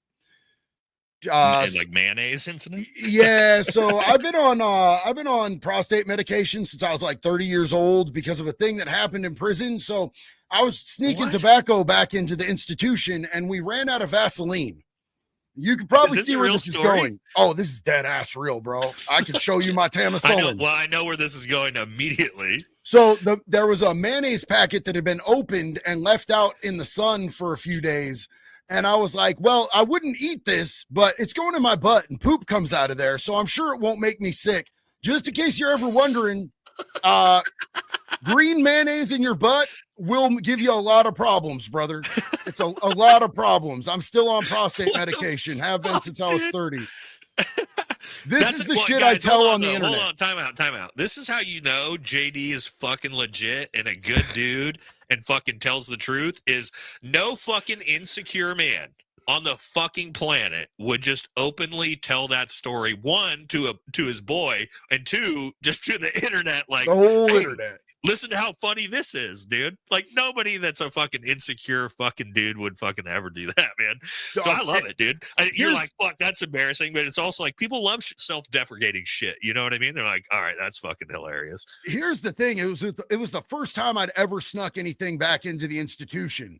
And like this thing, I was like looking at it and I'm like, God damn it, bro. This is bigger than a turd, right? This is bigger. I'm a little nervous. This is bigger than a turd. And, so I got it up in there and then we had to wait like 45 minutes for the crew boss to say it was time to go. And then it's like a 40-minute drive back to the prison. Every time we hit a piece of gravel or a speed bump, I'm like, and like, I'm heavy sweating and I feel it all the way up in my intestines, bro. Yeah. It was so bad, dog. I never put anything like, I don't like my wife can't even wiggle a finger or nothing, bro. So I don't know how Pegged Watson lives the way he lives. It doesn't make sense to me. Oh my God, dude. Grog Vahan said the 30 dudes he beat off was for a grinder video. That's fair. I hope he at least made decent money because that's a lot. You get carpal tunnel, brother. Wait, have you seen Ben Azuli's like gay porn pics? Have you seen those? No. What he's like clean shaven. Oh like God! Fucking like he's in like a swimming pool and shit. I think it was Bubba who posted those. Yeah, it was Bubba's on his neck, dog. Dude, he posted these pictures of him, like his gay softcore porn pics and shit that he was doing back in the day, dude. It's like, oh, fuck, dude. This guy can't catch a break, dude. Here's the thing. I'm going to start a petition on change.org that we repossess Ben Azuli's beard because I don't think he should have a beard, bro. Fuck that dude. Yeah, he's clean shaven and he looks really, really gay with no beards. Hey, I want to double back real quick because take the dick out of your throat, JD. Commentary connoisseur dropped a 50 and had to go, but he made it back. He said, sorry, I'm late. My wood chipper is down. That comment was from him. Yo, thank you so much for that support, homie. And he came back and said, I'm back. This question is for JD. Would you ever want your gun rights back? And if so, could we help at all? Like, can we sign a petition or something or speak for you in court? We would love to help. So, homie, I love you so much. And that is honestly one of my biggest goals is to be able to get my gun rights back. Right now, the DOJ is actually working on a program. So there was always supposed to be a way for felons to get their gun rights back because it's unconstitutional to take gun rights from nonviolent felons. It's literally unconstitutional to take gun rights from anybody. But there was a pathway. I've done a bunch of content on that myself. But it used to be in the hands of the ATF. And Pam Bondi recently announced that the DOJ is taking it over because of this. There's the range versus the state of what was it, Ohio or something. And so range won and it went all the way to the Supreme Court. The Supreme Court declined to speak on it. So it stands that nonviolent felons can get their gun rights back. So the DOJ is supposed to be, because the ATF is useless and they never did anything for anybody, but the DOJ is fucking garbage, dude. As long as you're not labeled a violent, dangerous felon, you're supposed to be able to get your gun rights back. Now, my good friend Brandon Herrera, his take on it, which I really like, is if you are too dangerous to have your constitutional rights restored, why do we ever let you back to the streets? It don't make sense. That's been JD. That's been my take. I've done quite a bit of content on this too. As like I'm a firearms instructor, legal use of force instructor. I can fucking qualify people for CCWs, all that. My biggest thing has been exactly that. First of all, I don't agree with anyone having their gun rights taken away because if you are a violent fucking PDF or whatever who shouldn't own a gun, I don't want you out the fucking prison. No. If you're a threat, if you're too dangerous to own a gun, why the fuck are you on the streets? But facts. If we as a society say you've paid your penance and you've paid your, paid things back to society and you come out of prison and we're going to let you integrate back into society, why the fuck can you not own a gun? That doesn't make any sense. Not a lick, bro. It's never made any sense because, like, to your point, and I agree with Brandon, if you're such a violent fucking criminal, get them the fuck back in prison, dude. I don't want you on the street. But otherwise, yeah, anybody that you let out of prison, you say they are safe to be around my kids, right? My kids, you could live next door to me with my fucking kids here. Okay, then you're safe enough to own a gun. Can I tell you something embarrassing? I used to be a huge advocate I feel like you'll do that at this point. I used to be a huge advocate for gun control when I was a criminal because I didn't want to get shot. Now that I'm a law-abiding citizen, yeah, I'm like, fuck that, bro. Because let me just tell you, as a convicted felon who never stopped carrying guns until I got into recovery and started being law-abiding, it is so easy to find a gun as a criminal. Oh, yeah, dude. Just as easy as going down to like Duke's Sporting Goods, but there's less paperwork to fill out. You know what I'm saying? I could go multiple places in town right now being completely out of touch with the criminal element, and I know that I could find a gun in 5 minutes. That's the second biggest point I've always said is if somebody's a fucking violent felon and you've let them out, but they can't own a gun, you think you're going to stop them from getting a gun if they want to carry out a violent crime?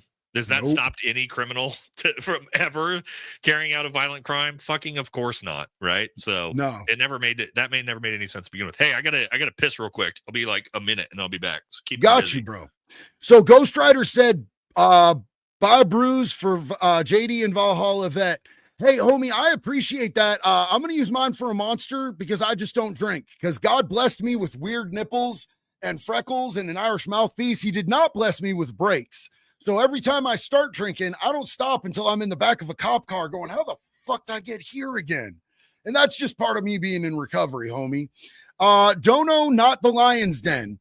I apologize because VFT is not here, but let me see if this is something I can answer. Those poor hotel corner chair commandos, the cucks. Please make that a shirt, JD or Nate. I will buy one immediately, bro. I love that. The hotel corner chair commandos is great, brother. Big love and respect to you. Victor said, if that happens, let Nick boop you. Dear Lord. Oh my God. I'm getting booped now, you guys. Keith Peterson said, hello from Pompano Beach, Florida. What is up, man? How you doing, brother?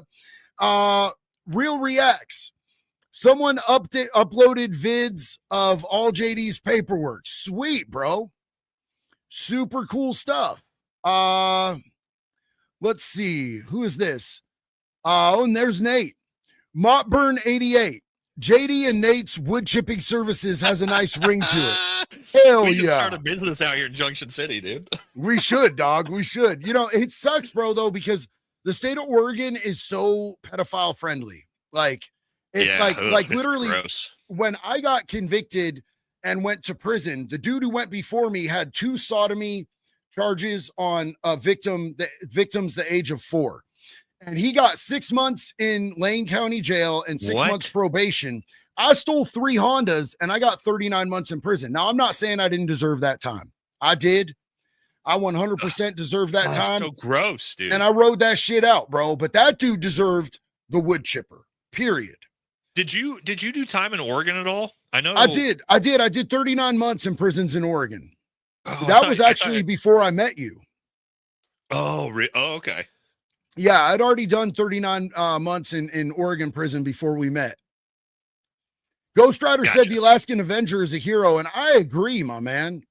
Bobby Lynn from your channel said, drink what you want, gentlemen. When your liver crawls out your ass and rips up your organ donor card, then worry. Former operations, praying mantis squid here. Love your live streams. I don't know what that means, but that just sounds cool. Put them up on the screen too, so I can read them. There you go. There we go. Former Operation Praying Mantis Squid here. What's a praying? I know what a squid is. What's a praying mantis? That's new to me in the military. Is that an operation? Because it sounded like operation. The operation was praying mantis. I don't know. I've never heard of it. That's a new one for me. Victor said Brandon, hands down the best veteran ever. Oh, dude. That's the most forced valor thing ever, bro. Are you aware of that whole thing?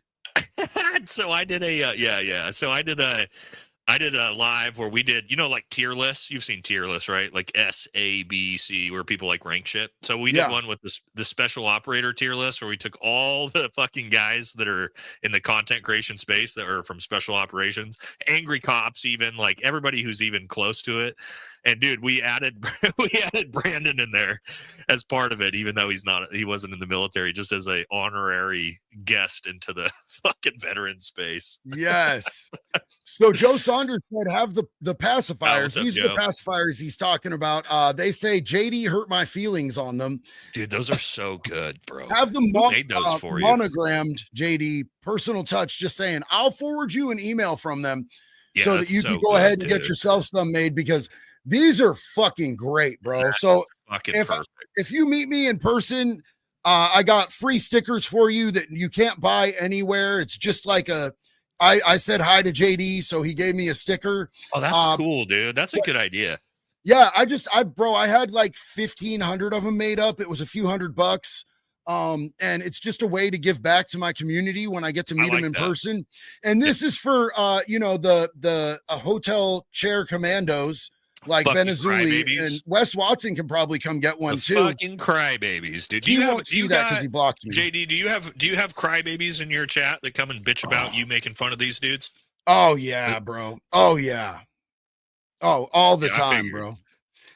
Dubs said F Azuli and his airsoft gun. Yeah, I love you, Dubs. Get him, Dubs, dude. Fuck yeah. Skeptic said 14 years clean and sober from every breaking drug on the planet. Yo, good for Skeptic, you, man. Proud of you, homie. We are all in this recovery shit together, my G. Evan said, even if she had been 25, Ben would still be evil. And that's fact. Disgusting, dude. Yeah, the whole thing's gross. We talk a lot about chomos, but just know that, like, it's not that rapists of any age are any better. It's just that, the word rapist tends to get you fucking your videos taken down, get you losing your channel. You have to be careful where you pepper in the hard R, brother. And you know, dude, what's crazy is the Shrek story I did, JD. I couldn't even put out the grossest shit about this dude, because it would have just immediately, and we know what I'm talking about. It would have immediately got the video fucking limited and censored if I would have talked about the really bad stuff. And all the people that are trying to simp and defend him, I'm like, you motherfuckers have no idea how gross this shit gets, right? So, because again, YouTube, like even I showed one thing where I talked about him talking about in his own words how he fucking raped an unconscious girl. And that by itself, I was concerned with. I was like, is this gonna fucking spiral this video to where nobody sees it? I don't know, man. But dude, it's like, so the fact you can't talk about it and tell these stories about these sick fucks, though, is kind of like, it's kind of discouraging that YouTube, I get it, like what they don't want you talking about, but it's like, if I'm exposing or you're exposing some fuck like Ben Azuli, we should be able to call him what he is, man, because he's a fucking use predator. Adult language, because it's disrespectful to the survivors of the situation, and it's sort of takes away from the credibility of the video when you have to, use something like a playground extraction specialist instead of saying the dude's a fucking baby rapist, an Adobe PDF or some shit like that, Yeah. Victor said, definitely not letting you guys get to your title story tonight. You know what? That's fine. That's fine. No, man, this has been great, man. Cause like me and JD have been like catching up through like calls and texts, but like, this has been the first time we've actually like sat down sort of face to face. So this is like a reunion for us live with you guys, man. So it's fun. Yes. Seth said, when I worked corrections before going into law enforcement, I had to work PC for a bit. There are some sick dudes out there. And is that Seth, public it's so no, it's protective custody. It's where people that are afraid, they'll like be like, CO, I can't be here. They're mean men. Where the pedos don't want to get fucking killed, right? Yeah. The mean men are gonna do things to my butthole. They said they're gonna waller me out. Type shit, bro. So that's where, if you're scared, if you're a bitch, you go to protective custody. That's bullshit, dude. What? Bro, and you can correct me if I'm wrong here, Seth, but from my understanding, all the COs I talked to hated those fucking dudes, man. They hated the snitches. They hated the dudes that were, snitches. Protecting Snitches custody and shit. Yeah. This one's for you, my man. Buff like Jesus. Fire Tech Extravaganza 2025. Possible titles all chewed up like a dick sandwich. A gay parade. They duck stick with their ass cheeks. TK versus Wes Watson. Shrek versus King A-Slab versus The Truth. This is like all the crossover between the fake alpha male PDF and like the veteran scumbags all mixed into a bunch of titles together right there, dude. That's fucking hilarious, actually. Bro, you know what we should do is we should hit up my homie. One of my homies, Big True, does a bunch of AI videos, and he's done multiple AI videos of me, Bigfoot, and Yeti going around and hunting pedophiles and tossing them into wood chippers. We should get him to like do one of these, like fucking get King Azuli versus fucking Wes Watson. Fucking King Azuli versus Wes Watson, who can fit the biggest fucking dildo in their ass or something like that. Which, by the way, guys, we were talking about fucking JT from Black Rifle Coffee Company. He's got some content coming out about Ben Azuli pretty soon. I don't want to give it away, his infomercial that he's doing, but it's you guys are gonna love it, dude. Like Ben Azuli's new business he's starting. I fucking love JT. That dude's a gangster, bro. JT's the man, dude. Victor said that I got him hooked on Nux, bro. For those of you who don't watch Blue Voldemort, bro, Nuxanor, that dude is absolutely a fucking G, bro. I love his, I don't watch a lot of VTubers, but like Nux is on regular rotation with me because that dude calls him the fuck out, bro. Nice. Anarchy 1122 said, y'all are a big inspiration. Thank you so much. I'm shipping out to OSUT by the end of the year. All right, and brother. RASP after that because I've always wanted to be a ranger, bro. So OSUT is infantry basic training. So if you're going to be an infantryman, you go to a special basic training. It's designed to be harder. And then RASP is the ranger selection process that they do. It's kind of like if you're going to be a Green Beret, you go to Army Special Forces Assessment and Selection. RASP is the selection process to become a ranger. So good luck, brother. Hell yeah, bro. Thank you so much for what you're doing, bro. You're a hero. We appreciate you. One of my favorite names and favorite people in my community, Lincoln. Oh my God. Lincoln this is the most German shit I've ever seen. Doofenfucker said, I can't believe they wasted the 6-letter F word on gay people. It would have been a perfect swear word to use on sex offenders and fake alphas. Wow. I agree. I 1000% agree, dude. You know what I'm saying? That's true. I still use it on them anyway. Like no offense to gay people, all the offense to sex offenders and fake alphas. But yeah, I mean, the word's a great word for people like Ben Azuli and Wes Watson, to be honest. Bro, it's there's so many words that I'm not allowed to use because I'm pasty and I like vaginas. It sucks, bro. It sucks. My gay homies though, like I'll let one of my gay homies say it. You know what I'm saying? In a video.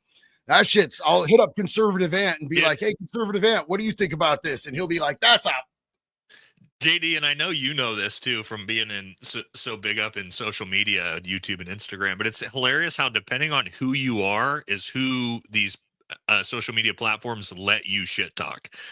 So like as a straight white male, it's like, nah, dude, you can't go after fucking women. You can't go after colored people. You can't go after fucking LGBT. I can go after Ben Azuli and Wes Watson and call them any name in the fucking world. And they're like, good to go. But like, but if you're like the Hodge twins, like you can say anything you want. You know what I mean? Yeah. Well, I mean, bro, it's, I think it's because scientifically only white people can be racist and no one can be racist against white people. That's true. Right. Yeah. I think that was, they did a scientific study on that at Harvard University. There was a bunch of retards in a fucking laboratory. We learned that at University of Oregon while I was doing my master's degree. There was plenty of that there. Yeah. Yeah. Did I tell you that I did my master's recently at the U of O? No, that's dope, bro. it was cool other than like being at the University of Oregon as a, 38-year-old retired Green Beret, which was like very, Yeah. different. But dude, I made it my entire life up until the end of 2024 without anybody ever calling me racist, Nazi, or fascist. We used to I grew up like playing punk rock and metal shows. Like I've been on stage playing drums in a dress with long hair, fucking at punk rock shows, and like dudes with fucking Nazi emblems on their shit would come in and we'd beat the fuck out of them and shit like that. But since the end of 2024, I have gotten called Nazi, fascist, racist so much, bro. And it's like, I just want to beat people up, bro. Straight white male with tattoos, racist, dude. Yeah. Just immediately. You're a Nazi. You wear a red hat. Can you read, bitch? Yeah, read the letters, dude. What do How you often mean? do you get that in your comments? How often do you get people who are like, "Fuck you, Trump supporter," because they see the hat and they think it's a MAGA hat? People call me a trumpet and a maggot all the time. No matter how many times I say that I don't do political parties, I don't do politicians. I don't support I'm sorry, bro. I can't support a politician. I'll support policy that I agree with. And there's some stuff that I lean a little bit left on and a lot of stuff that I lean a little more right on, but I could never, ever define myself by that shit. Like, what's funny, I'm just like you, man. I'm an independent. I just don't even like politics. I think it's all fucking scumbag of shit. But I'll get comments in the same video that call me like a trumpet, but then also call me like a fucking leftist in the same comment section. And you're like, okay, man. Yeah. It's been a mix. Like people used to call me woke all the time because I would just so if somebody like Blair White, bro, like, do you know who Blair White is? Mm-mm. Blair White is like a really reasonable trans woman who she's like, you don't have to refer to me as a woman. Like, I don't care. Like, I understand I was born with a dick and I can never be a biological woman. Oh, kind of like Jeffree Star. Yeah. And so like, Jeffree I'll be Star, like, I like Jeffree Star stuff because he does the same stuff. Yeah. And so because she's respectful and she doesn't expect it and it's not demanding and she's not imposing her reality on me, I'll be like, yeah, I love her. She's great. And people will be like, you woke leftist. But then I'll somebody like, Lily Tino, Nick Cantino, I'll be like, yo, that fucking dude, that fucking hog swallower, that piece of shit. And people will be like, oh, you're being transphobic. I'm like, I'm being pedophile phobic. Suck a whole dick. Just because you put on a dress is not an invincibility cloak that protects you from being a child predator and making videos talking about your genital reassignment surgery and Disney around kids. And not kids. only that, and I've always said this, and now, Brittany, my wife, is from fucking Portland. And guess what? She's got all her best friends are gay dudes who I've known forever. And I've always been socially liberal.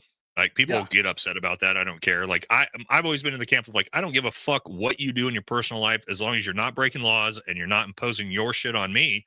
No big deal. But like what I'll even see a lot of the gay community will be like also fucking furious with these same fucking people you're talking about. It's because now like all these sick fuck pedos that like tied this shit into and they use it as a defense mechanism and a protection and like a shield to do all this gross shit.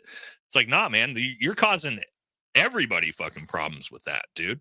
Yeah. And so, get them the fuck out of here, man. Like, that's a special type of sick fuck. It doesn't have anything to do with like gay, straight, or anything like that. You get into like the fucking shit with kids, dude. You're just, dude, I'm like, what was the Willie Nelson song? Fucking like Willie Nelson, who else? I forget who made the song where they talk about like stringing them up in a tree and bringing back like capital punishment for fucking people to see.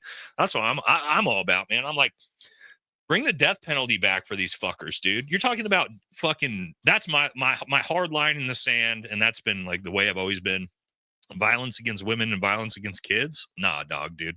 String your ass up, bro. Like, I want to see you hung publicly from a fucking tree, dude. On TV, on live TV, dude. And that might solve some of the fucking problems. People might go, you know what? I don't want to necessarily fucking go feet first into a fucking wood chipper on fucking Fox News on daytime TV. You know what I mean? Well, and that's been a huge part of my what I've always preached for. And we just talked about it on Unsub. It's not out yet, but we're talking about bring back the gladiator pits. Put Dana White in charge of it. Pay-per-view that shit. We can fucking get out of our national debt. with pay-per-viewing just Chomo Gladiator Wars. Chomo versus a steamroller. Chomo versus a wood chipper. Two Chomos with like fucking dildo chainsaws going after each other. Yeah. You throw like 10 Chomos unarmed into a pit with a grizzly bear. And whoever wins out of these fights gets a semi-humane death. Cool, you won. You fucking took that other Chomo out with the dildo chainsaw. Yeah. Now you get a double tap to the back, bro. Dude. That's my idea. Maybe we're like 4 to 8 years away from getting a president who's like that based. That's like, hey, that's gonna see your content and be like, hey, I like this JD Delay guy. Let's put him in charge of like pedo reformation processes and open up the pedo gladiator rings, dude. We'll put JD in charge of running it, dude. We can't be that far away. We can't be that far away from this, right? We're maybe like 4 to 8 years if we keep going down the right direction. JD Delay, Chief Execution Officer of the Sandbox Assassins. Fucking A, I'm in. I like that. Let's go. Kip Kirby said my local high school rapo is getting fucked up. Hell yeah, that's what I like to hear. A good friend of mine, Doc K, said, JD, baby, I miss you, your girl. Much love to Valhalla. We love you, sis. Thank you. So good to see you. Ghost Rider said, JD, be careful. Leprechaunism. Now I know, bro. I'm being racist against leprechauns again. God damn it, bro. Yeah, but we got red beard. We got red beards, dude. We can do that. We do. Yeah, that's the only shit. That's in our wheelhouse. I can be racist against Irish people and gingers, 100%. but there's like no good slurs for us. So I got ripped off, bro. You know what I'm saying? There's not name one good slur for Irish people, dog. Patty, Mick. No, those aren't those are the racist ones, but those aren't good, dude. Those aren't like hard R words where you're like, oh shit. Like, no, yeah, there's no or get on the end of it, bro. I don't want it.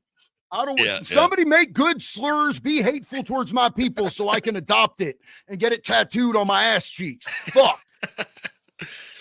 I feel like you don't got do you got a whole lot of room left even for tattoos? I got a little bit on my legs and I got some room on my ass cheeks. And if I want to get my dong sleeved, I could get my dong sleeved. But I have no ambitions towards getting my dong sleeved because I saw that happen in prison and it did not look fun. Dude, literally, dude was like, hey, man, if you keep jigs for me while I go in the bathroom and tattoo my penis, I'll give you a free tattoo afterwards. I'm like, I don't want a tattoo from you after you tattoo your penis, but I'll watch out for the cops for you, bro, on some shit, right? He goes in there. Security, but I'm good, dude. He goes in there, right? Apparently, he gets bricked up. He ties it off with a rubber band. Do you have to get? I imagine you have to get. You have to, you have to have an erection to be able to tattoo it properly. So he gets himself hard.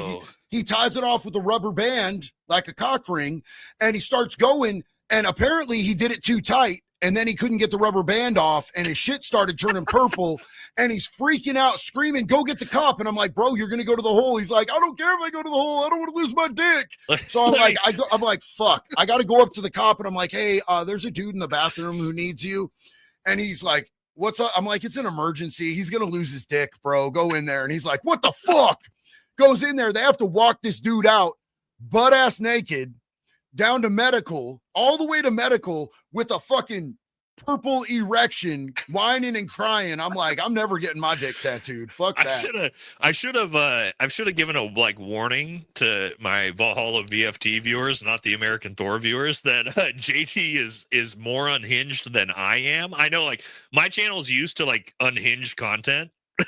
but any of you who are like, oh shit, I didn't know this was I was tuned into. I know most of you love it. Just be a little late for the warning, but here we are. I deeply and sincerely apologize for all the things that have come out of my mouth. At least I'm not Wes Watson, so none of it is I haven't seen any complaints yet, man, but So Cole just got home from practice. What up, Cole? Victor said, I like the old school army jackets. I'm a civilian. A civ, though. That's what's up, bro. Grog said, well, I'm thankful for my service. I just say it was my honor to serve. So that's how I feel, man. You know who Zach Bell is? The veteran with the sign? Bro, we are about to collab on something hilarious. Fucking Like, I should have been fucking getting it done for him today, but yes, I do, man. We're working. I love Zach. I'm gonna be doing a sign that's coming up, and we're gonna be collabing on it. I hung out with him the first time I was at Unsubbed, and then we met up in Nashville when I was interviewing Struggle Jennings. He came out and hung out, and we did a collab. And I asked him how he felt about, how do you feel when people say thank you for your service? And he was like, honestly, I don't feel worthy.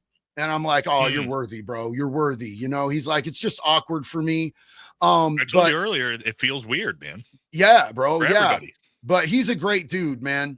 D Legend said, I'm not going to lie. When people tell me thank you for your service, I say thank you only because I never deployed. I was a parachute rigger. Am I allowed to say rigger? Yeah. Oh yeah. That's like dude. 2 hard R's, bro. You can hard R rigger, dude. Hell rigger. Yeah. Rigger. Those are my boys, dude. I was on a military free fall team. This bottom plaque here, and so that's a parachute, like military free fall skydiving, JD. So like we have actual special forces teams that focus on skydiving, and yeah, dude, our riggers, dude, those are the boys, bro. The boys, so, them rigger boys. That's the greatest thing about like being a rigger is you can hard R that rigger all day long, dude. You filthy riggers. Because they're the best, dude. They're the best, man. How many cases of beer and fucking booze I bought my riggers, dude? Those are my riggers, dude. Bro, so like I'm gonna be honest with you, my favorite people when I was in prison were the veterans. Because like I feel like I just like I grew up with a veteran. Like I grew up around veterans. Veterans have always been my dad people. With the Marine too, especially. Yeah. So they've always been my people, dog. So like I feel like I'm not on the same level, but like I hang with them, bro. Some of my best friends throughout life have been veterans, man, and I appreciate this is what I always say, like for like civilians who always are like, oh man, well I wasn't a veteran. Like, bro, we are normal fucking dudes, bro. JD's known me for fucking 20 years. I'm the same normal fucking dude I was back then. I just decided to go do that job. That's it, man. And that's my big message on my channel with all these fuckers that like pretend and lie about being these fucking extravagant war heroes that they're not. Like, you're a normal fucking guy, man, that did a really cool job. I did a really fucking cool job for 10 years, right? But every guy I worked with is a normal fucking dude that, as JD, you can go and sit down with the fucking boys with like fucking JT and Angry Cops and all these guys, and you're like, oh, they're just normal fucking regular cool ass dudes, man. That's how veterans are. I'm always shocked how many people let me into their mansions, considering I've got 58 felonies on my record, with bro. With no supervision. You're like, yeah, here you go, come on in. Like JT was like Angry Cops is like, this is JD. This is JT. JD has 58 felonies on his record. So I brought him to your home. And JT's like, oh, come on in, brother. Fucking, hey, let me show you all my expensive shit. I'm like, let me show you all my $10 million of cool shit in here, dude. Yeah, fuck yeah, dude. Dub said, what's cracking, my guy? We love you over here, bro. Yeah, buddy. I'm a big Dubs fan, man. Me too. Ness These Fit Stuff said, the bat on Ben Azuli wood chipper after. So I don't know if you've seen this, bro, but my buddy Dan Hammer made me this bat. It says start up the chipper and make pedophiles afraid again. Oh my God. And it's the Chomo Smasher 5000 with my initials on the bottom, bro.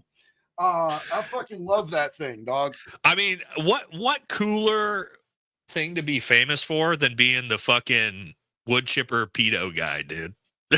Like that's the coolest fucking thing, to be fucking the guy that's known for that. Like the guy that wants to fucking send fucking pedos into the like most fucking vicious death ever. That's JD, dude. Like that's, bro, fuck yeah, dude. It was pretty sick. Like Chris Hansen, like when Chris Hansen hit me up, he's like, hey, you're the wood chipper guy. I'm like, yeah, what's up? You're like my hero, dog. You're the legend, as somebody, dude. Yeah, as somebody who is a survivor, a childhood survivor, I've like fucking, you've been my hero for like fucking decades. And he's like, oh, will you come on my podcast? You're like, absolutely. Yes. Do you want to come out and do a bust with me, a sting operation? Absolutely. Yes. Wait, you did a bust with Chris Hansen? Oh, dude, I got to go out to Alabama to Blount County. County. A real one, like a take a seat bust. Yeah, and work with Chris Hansen in the Blount County Sheriff's Office. In fact, this is right here. This is dope, this is from the operations meeting that we had before we went out and did this thing. It's the Blount County Sheriff's Office. I got to work with Chris Hansen. So he does it with the police departments when he does it. I mean, I always assume that. Yeah, he does a bunch of different places. He does Polk County. He's been working with Grady Judd for like over 20 years. Him and Grady Judd, Sheriff Grady Judd, are good friends. He does it with the Blount County Sheriff's Office. We got to spend days hanging out with Chris Hansen, man. He is the coolest, legit coolest human being. Yeah, dude. Bro. He's the fucking man. Dude, I used I don't know if you saw it. Like, some people got mad. On my Instagram, I edited this video together, and it was Chris Hansen, and he was asking the it was like one of the normal ones, like where the guy had sat down. He was like, so if it didn't turn out to be if it did turn out to be a 15-year-old girl, what would you have done to her? And I photoshopped I edited Trump's face on it like this. And he was like, well, and then Chris Hansen, they unbleeped what he said. And he goes, you'd have eaten her ass, wouldn't you? And he goes, whoa. And it's like Trump's face, like shocked. But I'm like, holy shit, dude, this guy doesn't give a fuck, dude. No. When you actually like unblank the things he says from the episodes, you're like, what a savage, dude. That's why I subscribe to his network, the True Blue Network, because you get to see everything completely unedited. Yeah. And dude. Bro, dude is 100% a savage, bro. He's been doing this for so long, and like, he's diplomatic with these people because he's trying to get them to confess, but he goes hard on these people, bro, especially if they get an attitude. Nothing worse than a pedophile with a fucking attitude. Oh, what the fuck do you got an attitude for, baby raper? The fuck in the wood chipper. Dominar said self-proclaimed alpha male's biggest challenge is figuring out if the seat warmer is on PR if he's just sitting down in a puddle of his own pee. Yes. Homie, I'm going to have to jump off here in just a minute. Can we slam through these supers? Dude, yeah, we gotta. There's another fucking 100 of them. Holy shit. Donnie Drum said Ben Azuli and Pegged Watson prove if you need to tell folks you're an alpha, you're clearly not. That aside, love you both and giddy for this collab. We love you, Donnie. Oh my God. Where are we at on these, dude? Charlie Mornings. Just blast them, dude. There's still so many. Charlie said, caught this dude laughing at CP on his stream. Luckily, didn't see the stuff. Unfortunately, his state is lenient beyond all reason. He's still on YouTube. Sounds like destiny, to be honest. Yep. Vets Talking said, yo, what up, brother? Thanks to Nate for bringing me to this awesome channel. Let's fucking go. Love you, Vets Talking. Hell yeah. Yep. Car 98 said, yo, JD, big fan and more modern too. Just want to say you and Valhalla rock, keep rocking and stay real, brother. Hell yeah. Love you, bro. Patrick Rowe said, should the podcaster who put these whack jobs with these bullshit stories be held to some sort of standard as well? What do you think, my guy? Real quick. So he's talking about like Joe Rogan, Sean Ryan. Joe Rogan, no. Joe Rogan is not a fucking military guy. He's got no fucking clue when somebody comes on and lies to him. Sean should do, I think Sean realizes now he should have done some better due diligence. But at the same time, how is Sean Ryan going to back check if these war stories are true or not? It would take months. It takes the amount of effort and investigation that goes into what me and Brent Tucker do is not a fucking guest by guest basis. It takes weeks to months to put together this shit. So it's not the podcaster's fault, dude. Do not blame someone like JD DeLay, who has a guest on his show, for some dipshit coming and lying to his fucking face, dude. It's not his fault. Blame the liar. Let me tell you this from my experience, because I did have a collab early on with a YouTuber who had way more than me. She has over 1 million. She told a bunch of lies on the interview that we did. And when I found out, I went back and I took her podcast episodes down. They were performing well. They were making me money. Right. She had at that point in time, she still had way more subs than me. So it was bringing me in subs that liked her content, but I made the decision that I didn't want somebody who was lying, and it was proven was lying. I took every piece of content I ever made with her down. And I ended up surpassing her by like 500,000 because I just don't lie, bro. But it's at the point where I found out she was lying, if I had kept it up to continue to make money off of it, then I think I would have been a scumbag. But as soon as I found out that she was lying about her story, I took all her shit down. And most and Sean Ryan, he hasn't taken his down, but he put giant disclaimers. He changed the thumbnail on his Tim Kennedy episode to say fucking investigation for stolen valor, in his description it's saying be fucking aware this guy's a fucking liar. Yeah. That is okay, because what he's doing is leaving a record of the lies up as an active investigation is going on against this person. That is a thumbs up. Right? Yeah. So there's nothing wrong. As long as you do that, where you tell the viewer, like, this guy's a fucking liar, I'm sorry I didn't know ahead of time, no problems with that. It's not like Destiny where he said he's only keeping the child pornography because there's an investigation going on. He's such a weirdo, bro. Joe said he has an insane pump in his right forearm right now. My brother, dude. I'll get there with you, dog. We can Dutch rudder that shit. Dude. You know, put link our arms together and use each other's motion. Sorry for the things that come out of my mouth. I'm a bad person on the inside where it counts. Buff like Jesus. Wood chippers get me bricked. That's from your community. I love your community, bro. Dude. Yeah, my community is all in the wood chippers, and I'm going to be getting bricked up in wood chippers comments now in the next live for sure. Yeah. Richard A said, it's them 9mm you got on, brother. Hell yeah. Dr. Dre Light said, tell him about the time you learned what gooning was. You know what the word gooning means? I just learned what gooning meant like a couple days ago. Yep. Yeah. So somebody had said it in my live, like, yo, bro, let's hang out and goon and yada, yada, yada. And I didn't know what it meant. I thought it was just like, you know, we're going to be goons. Hang out and do hood rat shit, dude. So like I go to my kid and I'm like, hey, bro, we're going to watch this movie. You want to hang out and goon with us? And he's like, what the fuck did you just say to me? And I'm like, you want to hang out and goon with us? He's like, nah, bro. Nah. And I'm like, fuck, what's wrong with you, dad? I know. And I'm like, what the fuck, bro? Like, you're too old to goon with your old man. He's like, I'll never goon with you. And then I found out, he told me, he's like, do you even know what the fuck that means? And I'm like, no. Like, no? Yeah. And he's like, yeah. I heard it on the internet. Yeah. You're asking me to jack off with you, bro. And I'm like, oh, no. I'm glad you're over 18. I mean, he's 25 years old, but that's still a big no. We don't do that. That's hilarious, dude. Buff like Jesus said, funny. My M249 also gets me bricked up. And yeah, buddy. That's A10S. Hell yes. And we got Seam Teal Atlas. I'm a ranger from your videos. Rager? Rager from your videos. I think he's bricked up too. Maybe. We're all bricked up, bro. This is Brick Central.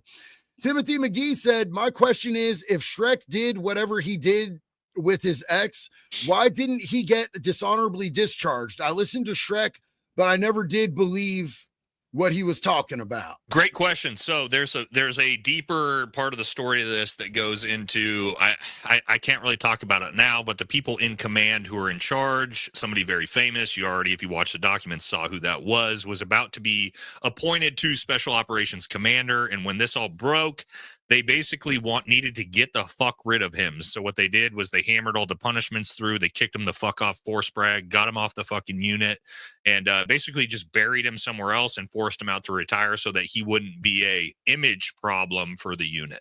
Okay, so yeah, that he got very, very lucky that he didn't get dishonorably discharged. I'll just say that. This next one is for you, and it's a big one from a good friend of both of ours. I think you should read it. I rock Valhalla shirts all the time associated with the company. Well, what's the Valhalla shirt? Is it Valhalla VFT shirts? Because that's my stuff, but just Valhalla in general. Valhalla is, I mean, obviously there's a lot of companies that do the Valhalla thing. There's a bigger brand that uses that for sure. Yeah, probably. No association with a different company if you've got Valhalla, but I'm just a fucking big ass Scandinavian dude. That's families from Sweden. So yeah, that's why we use the Viking stuff. But thank you very much. Victor said, love you, big bro. Fam, for real, hitting all the good stories. 100% facts, man. Dubs said, thanks for the love, Nate. Yo, we love you, Dubs. Silent Epidemic said, Nate, when you come to Texas again, I invite you to our private gun club. For SOF only. I'll be there in like 2 weeks, man. Totally free for you. We even have a shoot house. Dutch Moyer, formerly CAG. Message me on Instagram. Yes. Message me on Instagram and we'll connect. Kenneth said, JD, will Valhalla VFT get you on the Anti-Hero podcast? I don't know. They're asking if you'll get me on the Anti-Hero podcast. Oh, if you want to get on the Anti-Hero podcast, yeah. All I got to do is fucking call Brent. I mean, if they're interested, I'd be more than happy to do that, brother. Dude, the Anti-Hero podcast is fucking great, man. Nice. And they do all kinds of stuff. It's a beat cop and a Delta Force operator that fucking do podcasts together. So they do wide range from military to fucking prison to cop to everything. So, and it's a great show to be on. Yeah, I could talk to Brent. He'd probably fucking love to have you on. Victor has a great point here. He said Texas used to have a law that released felons got a bag of gold and a shotgun. Oregon had that same law, and it was on the books until I think like 20, 25 years ago, when they finally took it off. They just weren't doing it. There's a lot of old laws that they, had on that were kind of outdated that they just recently took off. But I think most states there used to be a law that you had to do like this much for somebody after incarceration. And I know when I got released from Oregon prisons, they gave me like a check for $50 and a bus ticket and said, get the fuck out of our town. Yeah. Get the fuck out. They said, we'll see you again, Delay. JD has to leave. No more. Me and JD can do more lives together. I promise. Stop super chatting. We love you, but we have to get through these and get him the fuck out of here, guys. Yeah, I actually have a family function. Yeah, we will definitely collab again, probably in the near future, but like, stop the super chats. We got to blow through these. All right. Sorry. So the Enigma, thank you for mentioning that. I didn't even think of it. The Enigma said, hell yeah, two of my favorite creators in one stream. Much love to you both from the Netherlands. Hell yeah. Wood chipper. And by the way, my initials are JD. Love you, bro. Carbolicious Michael said, someday we will get our rights back. Facts, brother. He said, just got my motorcycle license. So that's sick. Be careful. A bunch of my friends have died on motorcycles. Yeah, mine as well. Please don't kill yourself. Like, bro, they got their lives together finally and then died on motorcycles shortly after. I know more veterans that have died in motorcycle accidents than combat. So please, don't be dumb. Backwoods Templar said, when we start drinking, we don't know how to stop. Something else we got in common, JD. Hell yeah. Hell yeah, brother. I got no breaks, bro. Victor said Operation Praying Mantis was when we nerfed Iran's Navy. Got it. Yeah. Nice. Yeah. In fact, I saw Nick's video on that. I should have thought of that. It didn't come to mind until you said that. I didn't put two and two together either. Got it now, though. Buff Like Jesus said the same thing. And actually mentioned the Fat Electrician video, which was great, by the way. He did a whole video on it. Yep. Yeah. Hicka said, isn't the America demolishes Iran Navy operation? Everybody except us caught the reference. Yeah, we suck, especially me. That's me more than anybody. But yeah, I wasn't in the Navy though, so that's a little bit of a defense. Yeah, Nate, this is a big one for you. You want to read this one? Yeah, me again, Nate. I still don't quite understand. See, Wes Watson is pure small man syndrome, and Azuli is a PDF file. They are genuine losers. Accolades amount to nothing. Shrek and Tim have actually done things most men can't. Why isn't that enough? Because for some men who are insecure, it's called imposter syndrome. And I've suffered from it. Most people in high performing areas suffer from it. It's like no matter how successful you get, especially in the special operations realm, there was like my team sergeant who had 5 more combat deployments and fucking 4 more Valor awards than me, that was next to me, that I always was like in awe of. For me, that was my mentors. I took that as guys that were like amazing, but to some people that breeds insecurity into them. All right. So when you're in an area of like professional athletes, MMA fighters, like all these guys who are at elite levels still end up lying and misrepresenting shit because they're insecure about even more impressive men around them. And I think that's where the real psychological issue is. To be honest. That makes sense. Yep. And also just be honest. It's not that hard. Just be honest. I know, bro. Dude. It's really so easy, dude. I mean, we see JD tonight can show you some fucking honesty with the wildest, funniest stories ever, man. But again, you got to be able. My biggest thing, JD, and what I love about you is that you can laugh at yourself, and I can laugh at myself too. I tell funny stories and embarrassing stories about myself all the time on the channel because, like, who fucking cares, man? You got to be able to laugh at yourself, guys. Don't take yourself so seriously. I did the dumb shit I did, bro. Evan said, what if we ship all the peds to Russia? You know, they do them real dirty out there, dude. Yeah. And then they'll just say it was sewer slide.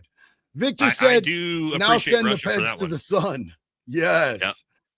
Modern Burnout said, hell yeah. Love both of you brothers. It's great seeing y'all together. Thank you so much, Modern Burnout. Yep. Dano, not in the Lion's Den. Here's a small investment for the Hotel Corner Chair Commandos shirts. Yes. I love that. I know. I literally wrote that down on my notepad to use in a fucking riff later, dude. Yes. Choco Taco, my brother. Need more Chocho for Mr. Chippy. Love you guys. Keep it up. I love you, bro. Commentary Connoisseur said, I learned that they feed the chomos in prison. That really bothers me because the garbage can deserve it more than the chomo. Shit's backwards these days. Not only do they feed them, but they're the only criminals in there who are protected. A protected class based upon their crime are the ones who rape kids. And that doesn't make a lick of sense to me, dog. Like I can't abide it. And you'll get a hate crime charge if they figure out that you hit them or did anything to them because of their charges, which is why you got to pretend they called you a bitch, and then you could go hard on them. JD, one of my boys, Navy SEAL, literally just sent me a fucking reel of yours on fucking Instagram. Yeah. I'm like, dude, I'm literally live streaming with him right now. My guy, what's up? Mr. Schmiegel said, "Chomos, why does it kill me, poor Chomos? It's wood chipper." Hell yeah. That was the worst Schmiegel impression I've ever done. I can't hit the high notes right now. That's all right.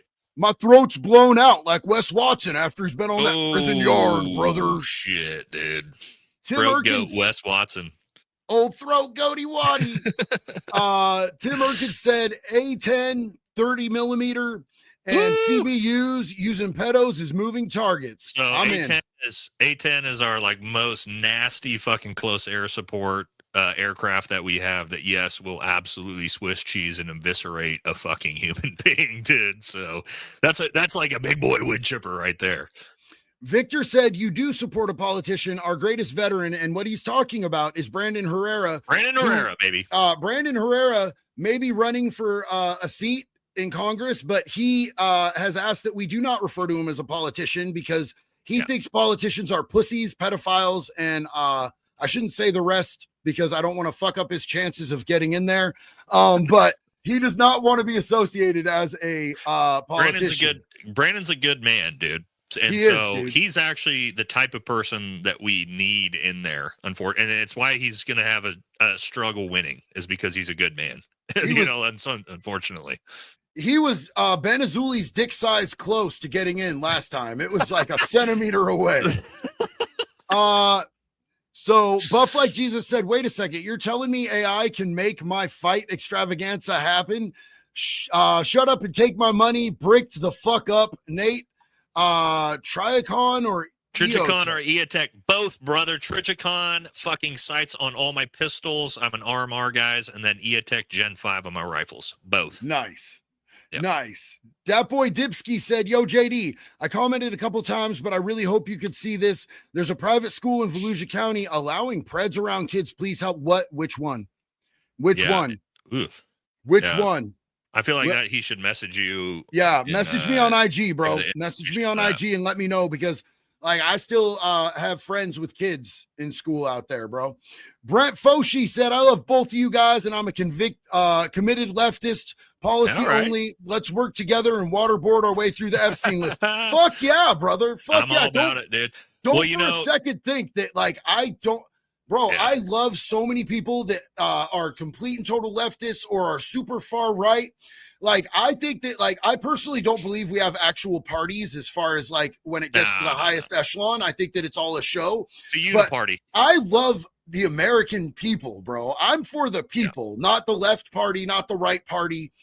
Brent Foshi, you are a good dude, and I love you, and I will waterboard people with you anytime, bro. Especially those fuckers, dude. My good friend Anthony Cavasso said, are you guys brothers? You look so much alike. Welcome. I got to put the hat forward, dude. That's what we've just known each other for 20 years, bro. We're just good buddies, man. James said, what's up? Big fan of you both. JD, what's next on the tattoo agenda? Well, I'm down to like. Do you have a good artist here, JD? By the way, I have an incredible artist that I've been working with for like 20 years. Locally. Dog. All right, we'll talk. I got you lined up on that. Reed down at Northwest Tattoo is incredible. Okay. But next for me, I'm out of fun spaces. I need to do my kneecaps probably next, and I'm not looking forward to it. To be perfectly honest with you, I'm lagging because I'm a little bit scared. I'm turning into a bitch about it. Dude, I am too with my tattoos, bro. I'm literally now doing the pain shit. Yeah, the numbing cream. No, yeah, I'm not even. People are like, "You're a pussy." I'm like, dude, my entire body's almost tattooed. I don't care anymore. I would rather just sit there. Yeah, dude, fuck it, man. I don't need to be a tough guy anymore. I tried some shit all the way up into my armpits and shit, dude. I'm good. I tried some on my skull, and it turns out that it doesn't work at all unless it has fat cells to bond to. Oh, so no. It did like nothing, bro. Because it just hurts so bad getting your head tattooed, bro. Yeah. But it is what it is. Llama Pajamas said, I say give illegals a chance to get citizenship. They have to chase down pedophiles for it. We could get the dog, the bounty hunter, to commit. We do have. They have a process in the military. You can get your citizenship to serving in the military. So why not, dude? Yeah, absolutely. Yep. Absolutely. Silent Epidemic said, in reality, convicts and veterans usually get along really well. Yeah. They seem to relate. That's facts, my guy. True. That's facts. Matthew Chase said, is it weird that I dream about rubbing up against the wood chipper as the pedo goes through slowly? No, I think that's totally normal, bro. Yeah, you could straight stroke it to that. I'm not going to get upset about it. Yeah, you could goon to that for sure. Yeah. Yep. Mechatronic's dad said, what a surprise, man. The two of my main dudes I follow doing a collab. JD, thank you for your story and helping me as I struggle with sobriety. VFT, thank you for shining a light on the BS in the vets community. Much love to you both. I'm proud of you, big dog. We have a surprising amount of crossover audience, man, which is, I guess it's not that surprising, but it is kind of cool. We're both authentic dudes that kind of look alike and fucking, the Hansen is just abound. Yeah, Buff like Jesus said, shout out to Tadsaw, train a dog, save a warrior. Fuck yes, dog. That's beautiful. They help veterans get PTSD service dogs and make sure a veteran doesn't pay or have to raise a cent. God bless them. I've got a service animal myself, and it's a kind of a hard process, man. So I'm all about that. Commentary Connoisseur said, why is it bad to do crack between two buildings, but it's okay between two cheeks? Just the environment that you're in. Yeah. Usually you're in more a like friendly, loving environment inside a house where you're like blowing coke into your buddy's asshole than you are in like a back alley. So I think that's probably why it's okay. I feel like Hunter Biden does both. Yeah, dude. Grog said 160th SOAR retired 2005. Hell yeah. Yeah. 2 6 years bits.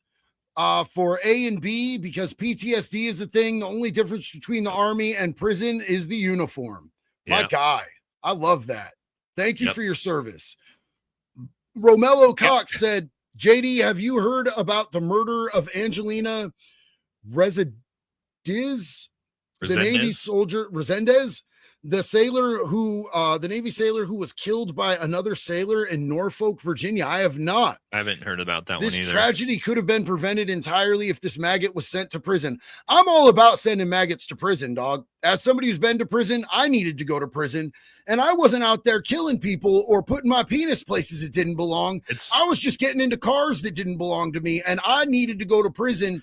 I'm one of the few prison creators who believes in tough on crime, because I know I wouldn't have stopped unless I had real fucking consequences, homie. It's kind of, and I talked to JD about this because, we went 2 separate paths, but I was like, dude, the only difference between me and your story is that I decided to join the military, like just in time. Right. And like joining the military and going to prison for young men is very, very similar for what it can do to you to reform your life. You take fucking dudes that are spiraling out of control. You give them some structure and teach them like shit's okay and not okay. It's very, very similar, like more similar than people realize. Izzy Dark Lord, good to see you, brother. I love you. Victor said, Valhalla, you got to give us a wood chipper outro with JD. We'll end with the wood chipper. Wood chipper. Wood chipper. I like that, dude. Yeah. Let's see. Mike said, any chance Shrek has PTSD and that's why 100%. He's acting this way? Yeah. Yes, but he also brags about how he doesn't have PTSD and says guys like me that do have it are pussies. So fuck him. So what there you a go. Fucking bitch. Ew. Yeah. But yes, of course he does. Obviously. Kevin Show says, there's an inverse relationship with the prison and military YouTubers. The tougher they talk, the less truth is told. Yeah. Boom, dude. Yep. That's the truth. Real motherfuckers don't have to tell you they're real motherfuckers. Just like with girls, True. A guy who tells you he's a really good guy over and over again is probably a scumbag rapist. Yeah. Real dudes don't need to flex it, bro. I don't have to zip flop it on the table because I got it like that. You know, God gave me 3.5 inches of Irish madness to work with. I'm blessed. It might not be long, but it sure is thin, boys. Hell yeah, brother. Always gets me off. Zachary, that's right, dude. Zachary said, can I get a fuck the green weenie for the United States Marine Corps? Bro. JD can give a fuck the green weenie because his dad's a Marine, but I'm not going to give it to you. Green weenie is the big army. Oh, man, I'm not going to diss the army, bro, but I do love my crayon eaters. Yeah. Matthew is Texas law enforcement. Thank you for what you do, bro. I used to work in a county jail here, and the chomos there always claimed innocence.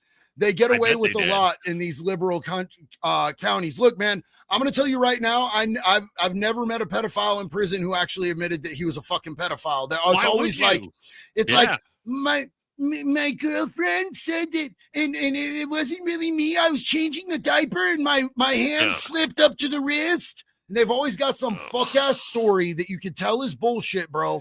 And out here in Oregon, where it's super liberal, they get it real easy, dog. And that's one of my main problems with, the people writing laws on the left is that they go real easy on crime, but the easiest they go on crimes is the worst criminals, dude. It's the people who hurt kids. Yep. Will N said, as a tabless regular paratrooper pog commando nerd who just has 22 jumps under my belt and only 3 deployments, just want to say I appreciate what y'all special operators. No. Time out. I feel like that dude did real shit, bro. Yeah. So first of all, we talk about jumps, man. You say you only had 22 jumps. Static line jumps, brother. I only have 12 static line jumps. Now, granted, I had 100 military free fall jumps, but like, don't discredit yourself and thinking 22 is not that. And 3 deployments is much more than the vast majority of fucking soldiers ever have, right? What? So don't more think than me. And a lot more than a lot of special operations dudes do. So like, don't think because that's like one of the biggest things I hate and the biggest misconceptions I have as a soft dude, as a Green Beret, is like infantry dudes or like regular military dudes get like disrespected because they didn't do enough. And it's like, that's not the fucking case at all, man. We were all in the same fight. We all fucking deployed. We all served. We all sacrificed. So don't ever feel that way about yourself, man. You didn't do anything less than the rest of us did. So Jasmine said, paternal ZZ Top twins. I love it. Corey Graff, it's great to see you here, bro. And Zachary McCoy said, no green weenie is big. United States Marine Corps. Love the Army. Man. 2 hours, 20 minutes. We got nothing done content wise, but we had a fucking great time. So thank you all very much, man. This was a good one, man. So I'm sure me and JD are obviously going to collab together fucking probably regularly now that we realize that hey, fucking we're friends and we're both on YouTube now that we got our shit together. So hey man, thank you so much for doing this. To each and every person out there who did a super, who watched, who hung out, anybody who's involved in our communities as our communities start to blend it all. I just want you to know from the bottom of my heart, I'm so grateful for each and every one of you guys, man. I love you big much. And I know that Nate does too. I got to run to this family thing, so we got to jump off here. But Nate, let's do this again soon, my bro. We will. All right, guys. Thank you very much. We will see y'all in the next one. One love, baby. Have a good night. I'll text you, brother. All right, man.